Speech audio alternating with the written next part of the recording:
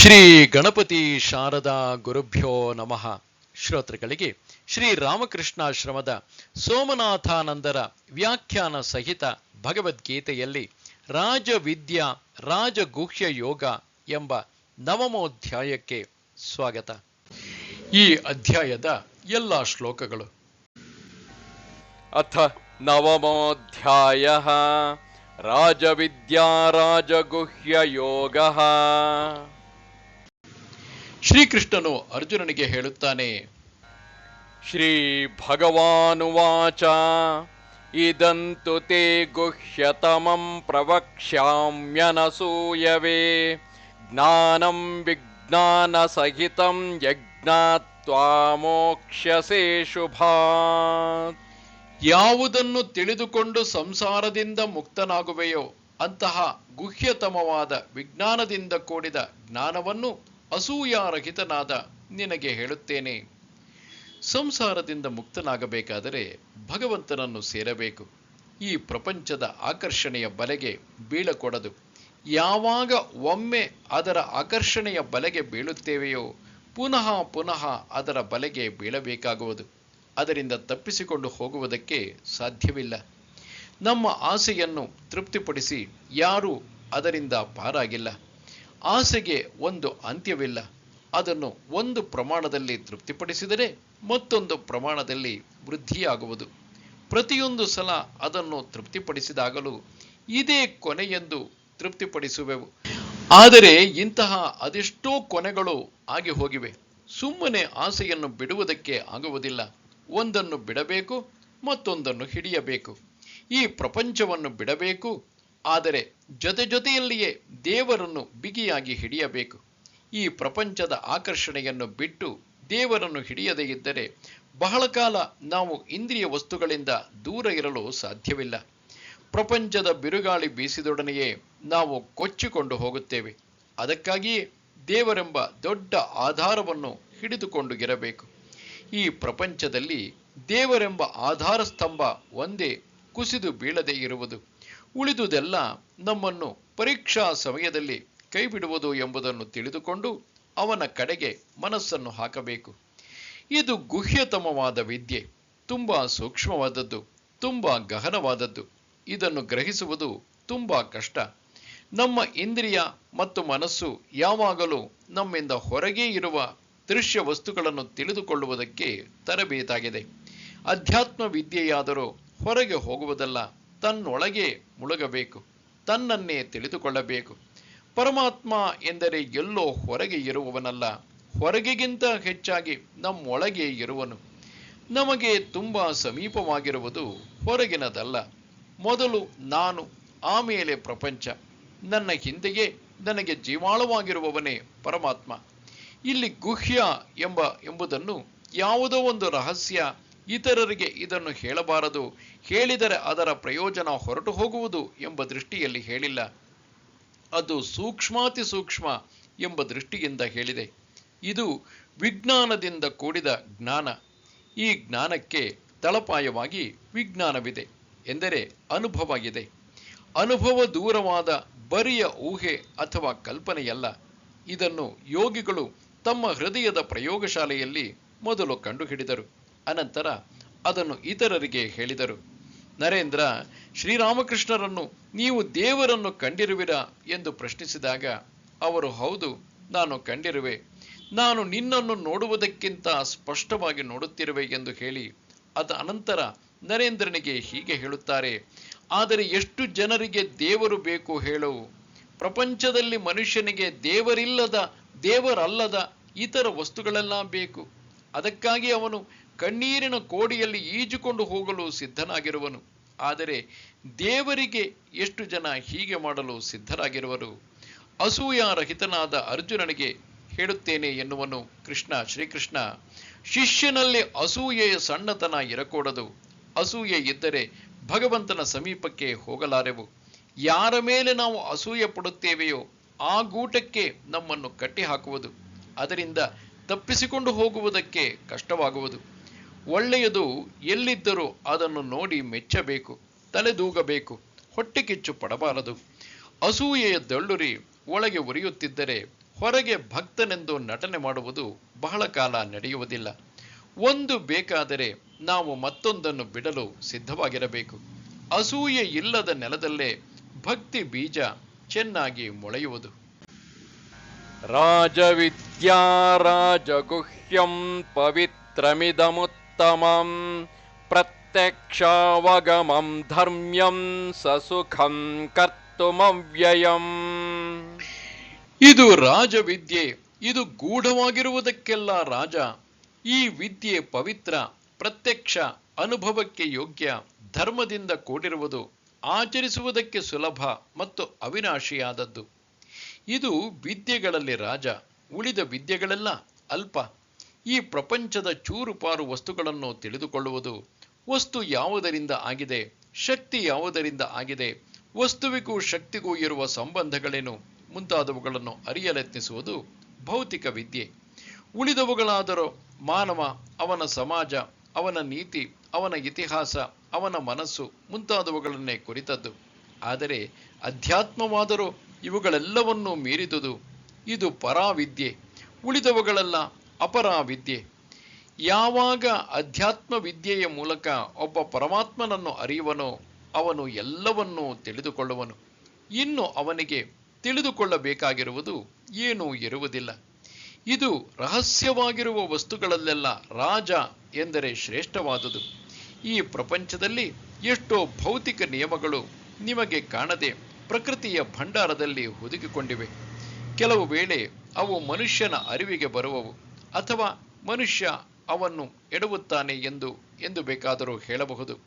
ಸಮುದ್ರದಲ್ಲಿ ಹಲವಾರು ಅನರ್ಘ್ಯ ವಸ್ತುಗಳ ಜೊತೆಗೆ ನೋಡಲು ಚೆನ್ನಾಗಿರುವ ಬೆಲೆ ಇಲ್ಲದ ಕಪ್ಪೆ ಚಿಪ್ಪುಗಳು ಕೂಡ ಇರುವವು. ಅವು ದಡದ ಮೇಲೆ ಬಿದ್ದಾಗ ಹುಡುಗರು ಆ ಕಪ್ಪೆ ಚಿಪ್ಪುಗಳನ್ನು ಆಯ್ದುಕೊಂಡು ಅವುಗಳ ಆಕಾರ ಮತ್ತು ಬಣ್ಣಕ್ಕೆ ಮರಳಾಗುತ್ತಾರೆ. ಆದರೆ ಅನರ್ಘ್ಯವಾದ ಮುತ್ತು ರತ್ನಗಳು ಕಡಲಾಳದಲ್ಲಿ ಹುದುಗಿವೆ. ಅದು ಸುಮ್ಮನೆ ತೀರದ ಮೇಲೆ ಬಂದು ಬೀಳುವುದಿಲ್ಲ. ಅವನ್ನು ತೆಗೆಯುವುದಕ್ಕೆ ನಾವು ಕಷ್ಟಪಟ್ಟು ಮುಳುಗಬೇಕು. ಅದರಂತೆಯೇ ಆಧ್ಯಾತ್ಮಿಕ ಸತ್ಯಗಳು ಜೀವನದ ಅನುಭವದ ಕಡಲಿನ ಆಳದಲ್ಲಿ ಇವೆ. ನಾವು ಕಷ್ಟಪಟ್ಟು ಸಾಧನೆ ಮಾಡಿದಲ್ಲದೆ ಅವು ನಮಗೆ ದೊರಕುವುದಿಲ್ಲ. ಇದರಷ್ಟು ನಮ್ಮನ್ನು ಪವಿತ್ರ ಮಾಡುವುದು ಮತ್ತೊಂದು ಇಲ್ಲ. ಉಳಿದವುಗಳೆಲ್ಲ ನಮ್ಮನ್ನು ತಾತ್ಕಾಲಿಕವಾಗಿ ಮಾತ್ರ ಶುದ್ಧಿ ಮಾಡುವುದು. ನಾವು ಚೆನ್ನಾಗಿ ಸೋಪು ಹಾಕಿಕೊಂಡು ಸ್ನಾನ ಮಾಡಿದರೆ ಕೆಲವು ಕಾಲ ಮಾತ್ರ ನಮ್ಮ ದೇಹ ಶುದ್ಧವಾಗಿರುವುದು. ಕ್ರಮೇಣ ಬೆವರು ಬಂದು ದೇಹವನ್ನೆಲ್ಲ ಆವರಿಸುವುದು. ಯಾವುದಾದರೊಂದು ಒಳ್ಳೆಯ ವಿಷಯವನ್ನು ಕೇಳಿದರೆ ತಾತ್ಕಾಲಿಕವಾಗಿ ಮಾತ್ರ ನಮ್ಮ ಮನಸ್ಸಿನ ಮೇಲೆ ಅದರ ಪ್ರಭಾವ ಇರುವುದು. ಅನಂತರ ಮನಸ್ಸಿನ ಮೈಲಿಗೆ ಎದ್ದು ಎಲ್ಲವನ್ನು ಆವರಿಸಿಕೊಳ್ಳುವುದು. ಆದರೆ ಒಮ್ಮೆ ಭಗವದ್ ದರ್ಶನದಿಂದ ಮನುಷ್ಯ ಪವಿತ್ರನಾದರೆ ಅವನು ಇನ್ನು ಮೇಲೆ ಅಜ್ಞಾನಕ್ಕೆ ಸಿಕ್ಕುವುದಿಲ್ಲ. ಜನ್ಮಾಂತರಗಳಿಂದ ಕೂಡಿ ಹಾಕಿಕೊಂಡಿರುವ ಅಜ್ಞಾನವೆಲ್ಲ ಒಂದೇ ಸಲ ದಗ್ಧವಾಗಿ ಹೋಗುವುದು. ಇದನ್ನು ಪ್ರತ್ಯಕ್ಷ ಅನುಭವಿಸಲು ಸಾಧ್ಯ. ಹೇಗೆ ವಿಜ್ಞಾನ ಪ್ರಪಂಚದಲ್ಲಿ ಪ್ರಯೋಗಶಾಲೆಗೆ ಹೋಗಿ ಕೆಲವು ಪ್ರಯೋಗಗಳನ್ನು ಮಾಡಿದರೆ ನಮಗೆ ಕೆಲವು ಅನುಭವಗಳು ಎದುರಿಗೆ ಆಗುತ್ತವೆಯೋ, ಹಾಗೆಯೇ ಇಲ್ಲಿಯೂ ನಾವು ಸರಿಯಾಗಿ ಅನುಷ್ಠಾನ ಮಾಡಿದರೆ ಆಂತರಿಕ ಅನುಭವ ಆಗುವುದು. ಅನುಭವಕ್ಕೆ ಕಷ್ಟಪಡಬೇಕು. ಸುಮ್ಮನೆ ಅನುಭವ ಆಗಬೇಕು ಎಂದು ಇಚ್ಛಿಸಿದರೆ ಸಾಲದು. ಕಟ್ಟಿಗೆಯಲ್ಲಿ ಬೆಂಕಿ ಇದೆ ಎಂದು ನಮಗೆ ಗೊತ್ತಿದೆ. ಸುಮ್ಮನೆ ಬೆಂಕಿ ಇದೆ ಎಂದು ಹೇಳುತ್ತಾ ಕುಳಿತರೆ ಅಲ್ಲಿ ಬೆಂಕಿ ಆಗುವುದಿಲ್ಲ. ಅದಕ್ಕೆ ಬೆಂಕಿ ತಗುಲಿಸಬೇಕು. ಆಗಲೇ ಒಳಗೆ ಸುಪ್ತವಾಗಿರುವ ಬೆಂಕಿ ಉರಿಯುತ್ತಾ ಧಗಧಗಿಸಿ ಮೇಲೇಳುವುದು. ಹಲವು ವಿಧವಾದ ಪರೋಪಕಾರಗಳನ್ನು ಮಾಡಿ ನಾವು ಸಂಪಾದಿಸುವ ಧರ್ಮ ಅಲ್ಪವಾದದ್ದು. ಆಧ್ಯಾತ್ಮಿಕ ಜೀವನದಲ್ಲಿ ನಾವು ಸಾಧನೆ ಮಾಡಿ ಪಡೆಯುವ ಅನುಭವದಿಂದ ಕೃತಕೃತ್ಯರಾಗಿ ಹೋಗುವೆವು. ಇದನ್ನು ಅನುಷ್ಠಾನ ಮಾಡುವುದು ಸುಲಭ ಎಂದು ಶ್ರೀಕೃಷ್ಣ ಹೇಳುವನು. ಸುಲಭ ಎಂದರೆ ಏನು ಪ್ರಯತ್ನವಿಲ್ಲದೆ ಅದು ಸಿಕ್ಕುವುದು ಎಂದಲ್ಲ. ಜೀವನದಲ್ಲಿ ಯಾವುದು ಬೇಕಾದರೂ ನಾವು ಕಷ್ಟಪಡಬೇಕು. ವಿದ್ಯಾರ್ಥಿ ಪರೀಕ್ಷೆಯಲ್ಲಿ ಪಾಸು ಮಾಡಬೇಕಾದರೆ ಚೆನ್ನಾಗಿ ಕಷ್ಟಪಟ್ಟು ಓದಬೇಕು. ಸಂಗೀತ ಕಲಿಯಬೇಕಾದರೆ ವರ್ಷಾನುಗಟ್ಟಲೆ ಚಳಿಗಾಲವೆನ್ನದೆ ಬಿಸಿಲುಗಾಲವೆನ್ನದೆ ಅಭ್ಯಾಸ ಮಾಡುತ್ತಿರಬೇಕು. ಏನಿಲ್ಲ, ಒಬ್ಬ ದೊಡ್ಡ ಪೈಲ್ವಾನನಾಗಬೇಕಾದರೂ ಹಲವು ವರ್ಷಗಳ ಅಭ್ಯಾಸ ಬೇಕು. ಬರೀ ಹೊಟ್ಟೆಪಾಡಿಗೆ ಇಷ್ಟೊಂದು ಕಷ್ಟಪಡಬೇಕು ಜೀವನದಲ್ಲಿ. ಇದರೊಂದಿಗೆ ಹೋಲಿಸಿ ನೋಡಿದರೆ ದೇವರನ್ನು ಪಡೆಯುವುದು ಸುಲಭ. ಪ್ರಾಪಂಚಿಕ ವಸ್ತುಗಳನ್ನು ಪಡೆಯುವುದಕ್ಕೆ ಎಷ್ಟು ಕಷ್ಟಪಡುತ್ತೇವೆಯೋ ಅಲ್ಲಿ ಎಷ್ಟು ಛಲವನ್ನು ವ್ಯಕ್ತಪಡಿಸುವೆವೋ ಅಷ್ಟನ್ನು ವ್ಯಕ್ತಪಡಿಸಿದರೆ ಸಾಕು. ದೇವರ ಕಡೆಗೆ ಸಾಂಸಾರಿಕ ವಸ್ತುಗಳನ್ನು ಪಡೆಯಲು ನಾವು ಎಷ್ಟಾದರೂ ಕಷ್ಟಪಡುತ್ತೇವೆ. ಅಲ್ಲಿ ಎಷ್ಟು ನಿರಾಶೆ ಆದರೂ ನಾವೇನು ಆಸೆಯನ್ನು ಬಿಡುವುದಿಲ್ಲ. ಎಷ್ಟು ಸಲ ಕುಟುಕಿಸಿಕೊಂಡರೂ ಪುನಃ ಕುಟುಕಿಸಿಕೊಳ್ಳಲು ಸಿದ್ಧ, ವಧಿಸಿಕೊಂಡರೂ ಪುನಃ ವಧಿಸಿಕೊಳ್ಳಲು ಸಿದ್ಧ.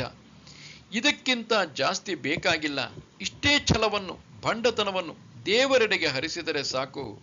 ಸುಲಭ ಎಂದರೆ ಇದೇ ಅರ್ಥ. ಈ ಅನುಭವ ಅವ್ಯಯವಾದದ್ದು, ಅಂದರೆ ಎಂದಿಗೂ ನಾಶವಾಗದುದು.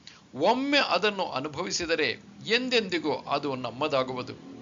ಇನ್ನು ಮೇಲೆ ಅದು ನಮ್ಮನ್ನು ಎಂದಿಗೂ ಬಿಡುವುದಿಲ್ಲ. ಒಮ್ಮೆ ಹೀನ ಲೋಹ ಸ್ಪರ್ಶಶಿಲೆಗೆ ತಾಕಿ ಚಿನ್ನವಾದರೆ ಅದು ತಿಪ್ಪೆಯಲ್ಲಿ ಬಿದ್ದಿರಲಿ, ನಡುರಸ್ತೆಯಲ್ಲಿರಲಿ, ಸಂದೂಕದಲ್ಲಿಟ್ಟು ಬೀಗ ಹಾಕಿರಲಿ, ಅದು ಎಂದೆಂದಿಗೂ ಚಿನ್ನವಾಗಿಯೇ ಉಳಿಯುವುದು. ಒಮ್ಮೆ ಆ ಅನುಭವ ನಮಗೆ ಬಂದರೆ ನಾವು ಇನ್ನು ಮೇಲೆ ಹಿಂದಿನ ಮನುಷ್ಯರಾಗಿರುವುದಿಲ್ಲ. ಅಶ್ರದ್ಧಾನಾಃ ಪುರುಷಾಃ ಧರ್ಮಸ್ಯಾಸ್ಯ ಪರಂತಪ ಅಪ್ರಾಪ್ಯ ಮಾಂ ನಿವರ್ತಂತೆ ಮೃತ್ಯು ಸಂಸಾರವರ್ತ್ಮನೇ.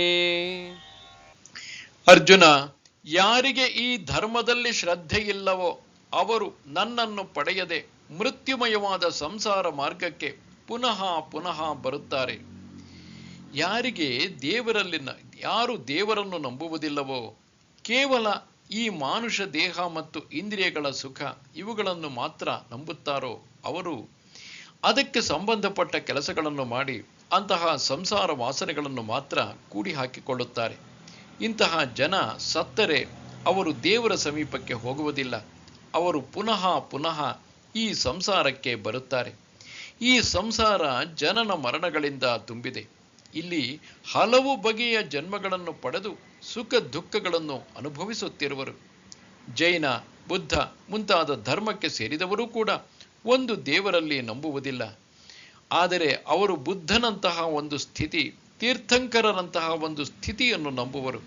ಯಾರು ಒಳ್ಳೆಯ ಜೀವನ ನಡೆಸಿಕೊಂಡು ಬುದ್ಧ ಅಥವಾ ತೀರ್ಥಂಕರರ ಸಂದೇಶಕ್ಕೆ ತಕ್ಕಂತೆ ತಮ್ಮ ಜೀವನವನ್ನು ಮಾರ್ಪಾಡಿಸಿಕೊಂಡಿರುವರೋ ಅವರೂ ಕೂಡ ಮುಕ್ತರಾಗುತ್ತಾರೆ. ಇವರು ಒಬ್ಬ ದೇವರನ್ನು ನಂಬದೇ ಇರಬಹುದು, ಆದರೆ ಒಬ್ಬ ದೇವರಂತೆ ಆಗುವ ಸ್ಥಿತಿಯನ್ನು ನಂಬುತ್ತಾರೆ, ಕರ್ಮವನ್ನು ನಂಬುತ್ತಾರೆ, ಪುನರ್ಜನ್ಮವನ್ನು ನಂಬುತ್ತಾರೆ.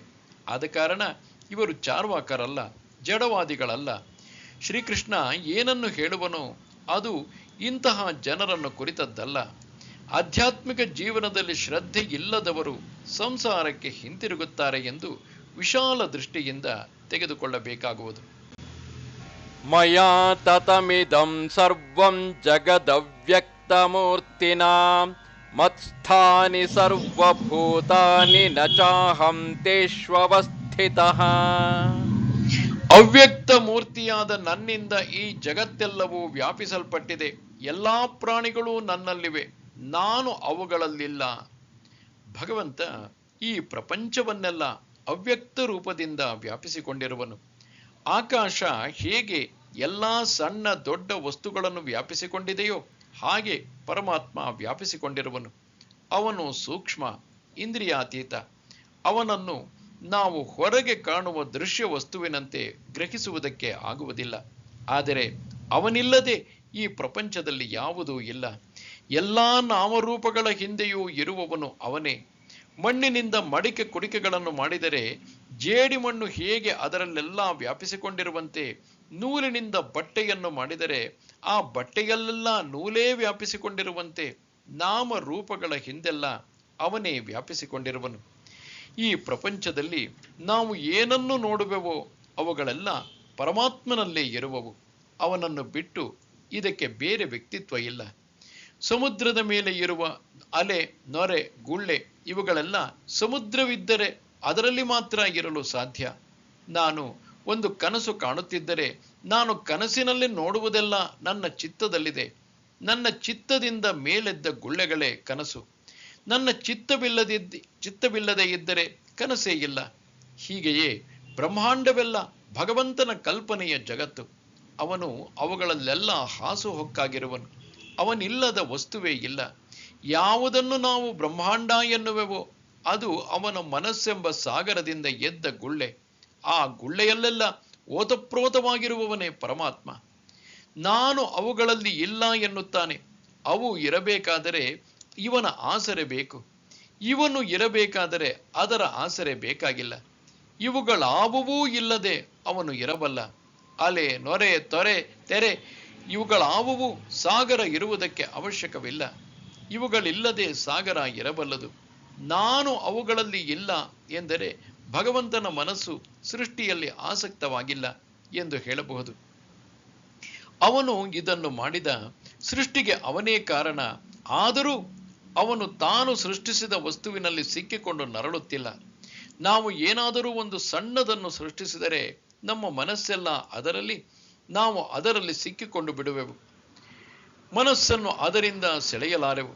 ನಾವೊಂದು ಸಣ್ಣ ಪುಸ್ತಕ ಬರೆಯಲಿ, ಚಿತ್ರ ಬರೆಯಲಿ, ಒಂದು ಮಗುವನ್ನು ಸೃಷ್ಟಿಸಲಿ, ನಮ್ಮ ಒಂದು ಭಾಗ ಅದರಲ್ಲಿ ಸಿಕ್ಕಿಕೊಳ್ಳುವುದು. ಜನರು ಅವನ್ನು ಕೊಂಡಾಡಿದರೆ ನಮಗೆ ಸಂತೋಷ, ಅದನ್ನು ತೆಗಳಿದರೆ ದುಃಖ. ಏತಕ್ಕೆಂದರೆ ನಾವು ಆಸಕ್ತರು. ಆದರೆ ದೇವರು ಹಾಗಲ್ಲ.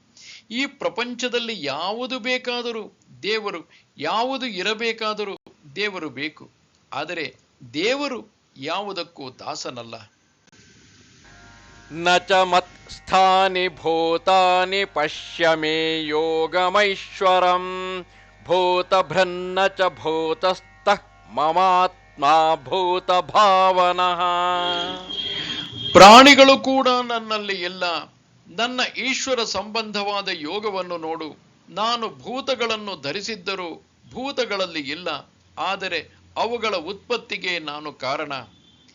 ಹಿಂದಿನ ಶ್ಲೋಕದಲ್ಲಿ ಪ್ರಾಣಿಗಳೆಲ್ಲ ನನ್ನಲ್ಲಿವೆ ಎಂದು ಹೇಳಿ ಇಲ್ಲಿ ಅವು ನನ್ನಲ್ಲಿ ಇಲ್ಲ ಎನ್ನುತ್ತಾನೆ. ಒಂದು ದೃಷ್ಟಿಯಿಂದ ನೋಡಿದರೆ ಇದು ಪರಸ್ಪರ ವಿರೋಧವಾಗಿ ಕಾಣುವುದು. ಒಂದು ನಿಜವಾದರೆ ಮತ್ತೊಂದು ಸುಳ್ಳಾಗಬೇಕು ಎಂದು ಭಾವಿಸುವೆವು. ಆದರೆ ವಿರೋಧಾಭಾಸಗಳೆಲ್ಲ ಭಗವಂತನಲ್ಲಿ ಸಂಧಿಸುವವು. ಅವನ್ನು ನೋಡುವ ದೃಷ್ಟಿ ಮಾತ್ರ ವ್ಯತ್ಯಾಸವಾಗುವುದು. ಎಲ್ಲ ಪ್ರಾಣಿಗಳು ಪರಮಾತ್ಮನಲ್ಲಿವೆ. ಪರಮಾತ್ಮನನ್ನು ಬಿಟ್ಟರೆ ಅವು ಇರಲಾರವು. ಮೀನು ನೀರು ಬಿಟ್ಟು ಹೇಗೆ ಇರಲಾರದೋ, ಅಲೆ ಸಾಗರ ಬಿಟ್ಟು ಹೇಗೆ ಇರಲಾರದೋ, ಹಾಗೆ ಎಲ್ಲವೂ ಅವನಲ್ಲಿವೆ. ಇದನ್ನು ಬೇರೆ ದೃಷ್ಟಿಯಿಂದ ಹೇಳುತ್ತಿರುವನು. ಇವನ ಮನಸ್ಸು ಸೃಷ್ಟಿಯ ಮೇಲೆ ನಿಂತಿಲ್ಲ.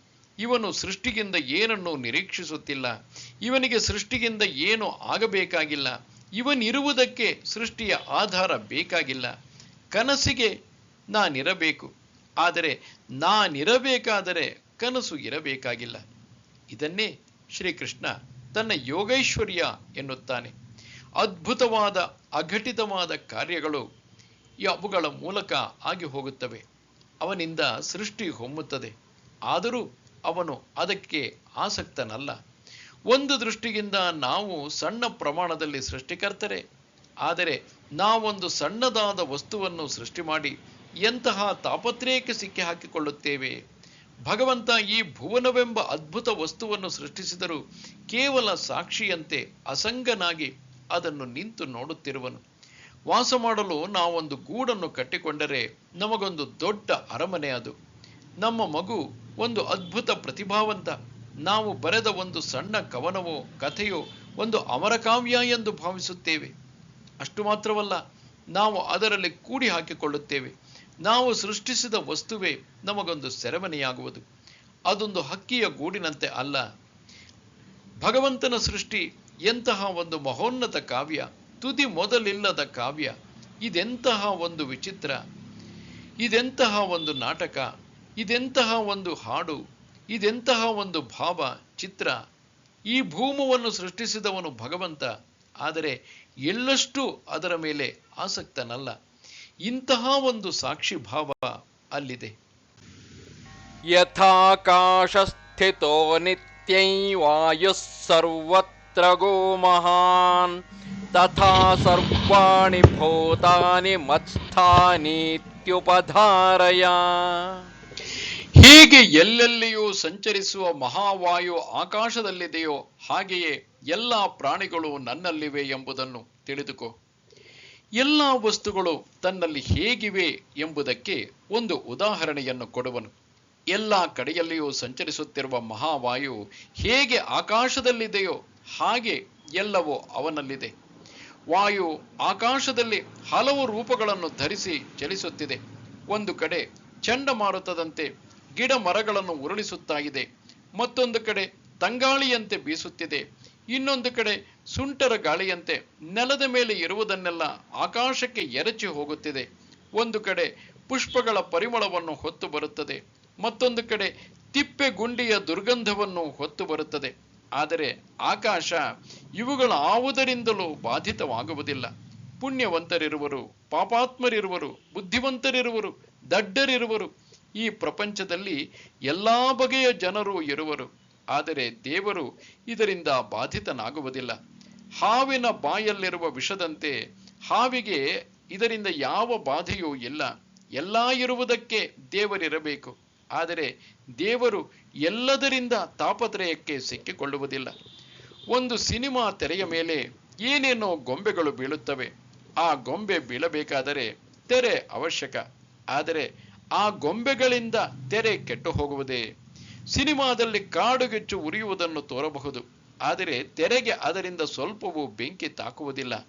ಅಲೆಗಳಿಂದ ತುಂಬಿದ ಮಹಾಸಾಗರವನ್ನೇ ತೆರೆಯ ಮೇಲೆ ನೋಡಬಹುದು, ಅದರಿಂದ ಅದು ಸ್ವಲ್ಪವೂ ಒದ್ದೆಯಾಗುವುದಿಲ್ಲ. ಬ್ರಹ್ಮಾಂಡದ ಸಿನಿಮಾ ಪರಮಾತ್ಮನೆಂಬ ತೆರೆಯ ಮೇಲೆ ಬೀಳುತ್ತಿದ್ದರೂ ಅವನು ಅದರಿಂದ ಬಾಧಿತನಾಗುವುದಿಲ್ಲ.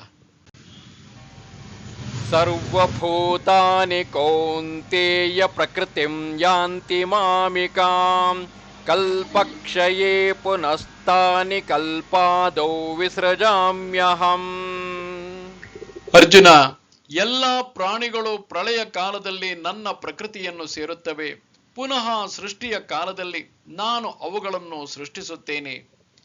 ಭಗವಂತನ ಪ್ರಕೃತಿ ತ್ರಿಗುಣಗಳಿಂದ ಆಗಿದೆ.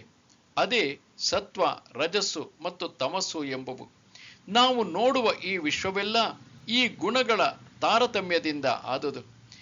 ಯಾವುದನ್ನು ಪ್ರಳಯ ಮತ್ತು ಸೃಷ್ಟಿ ಎನ್ನುತ್ತೇವೆಯೋ ಅದು ಸಾಗರದಲ್ಲಿರುವ ಅಲೆಗಳಂತೆ. ಎದ್ದಾಗ ಸೃಷ್ಟಿ, ಬಿದ್ದಾಗ ಪ್ರಳಯ. ಎಷ್ಟೋ ಪ್ರಳಯ ಸೃಷ್ಟಿಗಳು ಆಗಿವೆ ಹಿಂದೆ, ಆಗಲಿವೆ ಮುಂದೆ. ಪ್ರಳಯದಲ್ಲಿ ನಾಮರೂಪಗಳ ಸ್ಥೂಲ ನಾಶವಾಗುವುದು, ಆದರೆ ಅವುಗಳ ಹಿಂದೆ ಇರುವ ಸ್ವಭಾವ ಹಾಗೆ ಸೂಕ್ಷ್ಮ ಅವಸ್ಥೆಯಲ್ಲಿ ಇರುವುದು. ಇವು ಪ್ರಕೃತಿಯ ಉಗ್ರಾಣದಲ್ಲಿರುವವು. ದೊಡ್ಡ ಮರ ಹೇಗೆ ಸಣ್ಣ ಬೀಜದಲ್ಲಿರುವುದೋ ಹಾಗೆ ಕಾರಣಾವಸ್ಥೆಯಲ್ಲಿ ಪ್ರಪಂಚವೆಲ್ಲ ಸುಪ್ತಾವಸ್ಥೆಯಲ್ಲಿರುವುದು. ಯಾವಾಗ ಸೃಷ್ಟಿ ಪ್ರಾರಂಭವಾಗುವುದೋ ಆಗ ಉಗ್ರಾಣದಲ್ಲಿರುವ ಬೀಜಗಳನ್ನು ಪುನಃ ದೇವರು ಬಿತ್ತುವನು. ಈ ಬ್ರಹ್ಮಾಂಡವೆಂಬ ಸೃಷ್ಟಿ ಕ್ರಮೇಣ ಹುಲುಸಾಗಿ ಬೆಳೆಯುವುದು. ಇಲ್ಲಿ 2 ಕೆಲಸಗಳನ್ನು ಮಾಡುವನು ಅವನು. ಪ್ರಪಂಚವನ್ನು ಸೃಷ್ಟಿಸುತ್ತಾನೆ ಕಲ್ಪದ ಪ್ರಾರಂಭದಲ್ಲಿ. ನಿಷ್ಕರುಣಿಯಂತೆ ಎಲ್ಲವನ್ನು ಹಿಂದಕ್ಕೆ ಕಸಿದುಕೊಳ್ಳುತ್ತಾನೆ ಪ್ರಳಯ ಕಾಲದಲ್ಲಿ. ಮನೆಯ ಮುಂದೆ ಮಗು ಮಣ್ಣಿನ ಮನೆಯನ್ನು ಕಟ್ಟಿಕೊಂಡು ಆಡುವುದು. ಹೋಗುವ ಸಮಯ ಬಂದಾಗ ಅದರ ಮೇಲೆ ನಿಂತು ಎಲ್ಲವನ್ನು ಕೆಡವಿ ಹೊರಟು ಹೋಗುವುದು. ಅದಕ್ಕೆ ಕಟ್ಟುವುದೂ ಒಂದು ಆಟವೇ, ಕೆಡಹುವುದು ಒಂದು ಆಟವೇ. ಹಾಗೆಯೇ ಬ್ರಹ್ಮಾಂಡದ ಸೃಷ್ಟಿ ಸಂಹಾರಗಳು ಭಗವಂತನಿಗೆ. ಪ್ರಕೃತಿಂ ಸ್ವಾಮವಷ್ಟಭ್ಯ ವಿಸೃಜಾಮಿ ಪುನಃ ಪುನಃ ಭೂತಗ್ರಾಮಮಿಮಂ ಕೃತ್ಸ್ನಂ ಅವಶಂ ಪ್ರಕೃತಿರ್ವಶಾತ್. ನನ್ನ ಪ್ರಕೃತಿಯನ್ನು ಅಧಿಷ್ಠಾನ ಮಾಡಿಕೊಂಡು ಪ್ರಕೃತಿಯ ವಶವಾದ ಅಸ್ವತಂತ್ರವಾದ ಈ ಪ್ರಾಣಿ ವರ್ಗಗಳನ್ನೆಲ್ಲ ನಾನು ಪುನಃ ಪುನಃ ಸೃಷ್ಟಿಸುತ್ತಿರುವೆನು. ಪ್ರಳಯದಲ್ಲಿ ಜೀವರಾಶಿಗಳೆಲ್ಲ ಸುಪ್ತಾವಸ್ಥೆಗೆ ಹೋಗುತ್ತವೆ. ಅಲ್ಲಿ ಅವು ಪರಮಾತ್ಮನ ಪ್ರಕೃತಿಯ ಉಗ್ರಾಣದಲ್ಲಿರುತ್ತವೆ. ಇದು ಒಂದು ಕೋಲ್ಡ್ ಸ್ಟೋರೇಜ್ನಂತೆ. ಹಣ್ಣು ಹಂಪಲುಗಳು ಹೇಗೆ ಅಲ್ಲಿ ಎಷ್ಟು ದಿನಗಳು ಬೇಕಾದರೂ ಇರುವವೋ ಹಾಗೆ. ಆದರೆ ಪ್ರಕೃತಿ ಜೀವಿಯಲ್ಲಿರುವ ಸಂಸ್ಕಾರಗಳನ್ನು ಮಾರ್ಪಡಿಸುವುದಕ್ಕೆ ಅವಕಾಶ ಕೊಡುವುದು.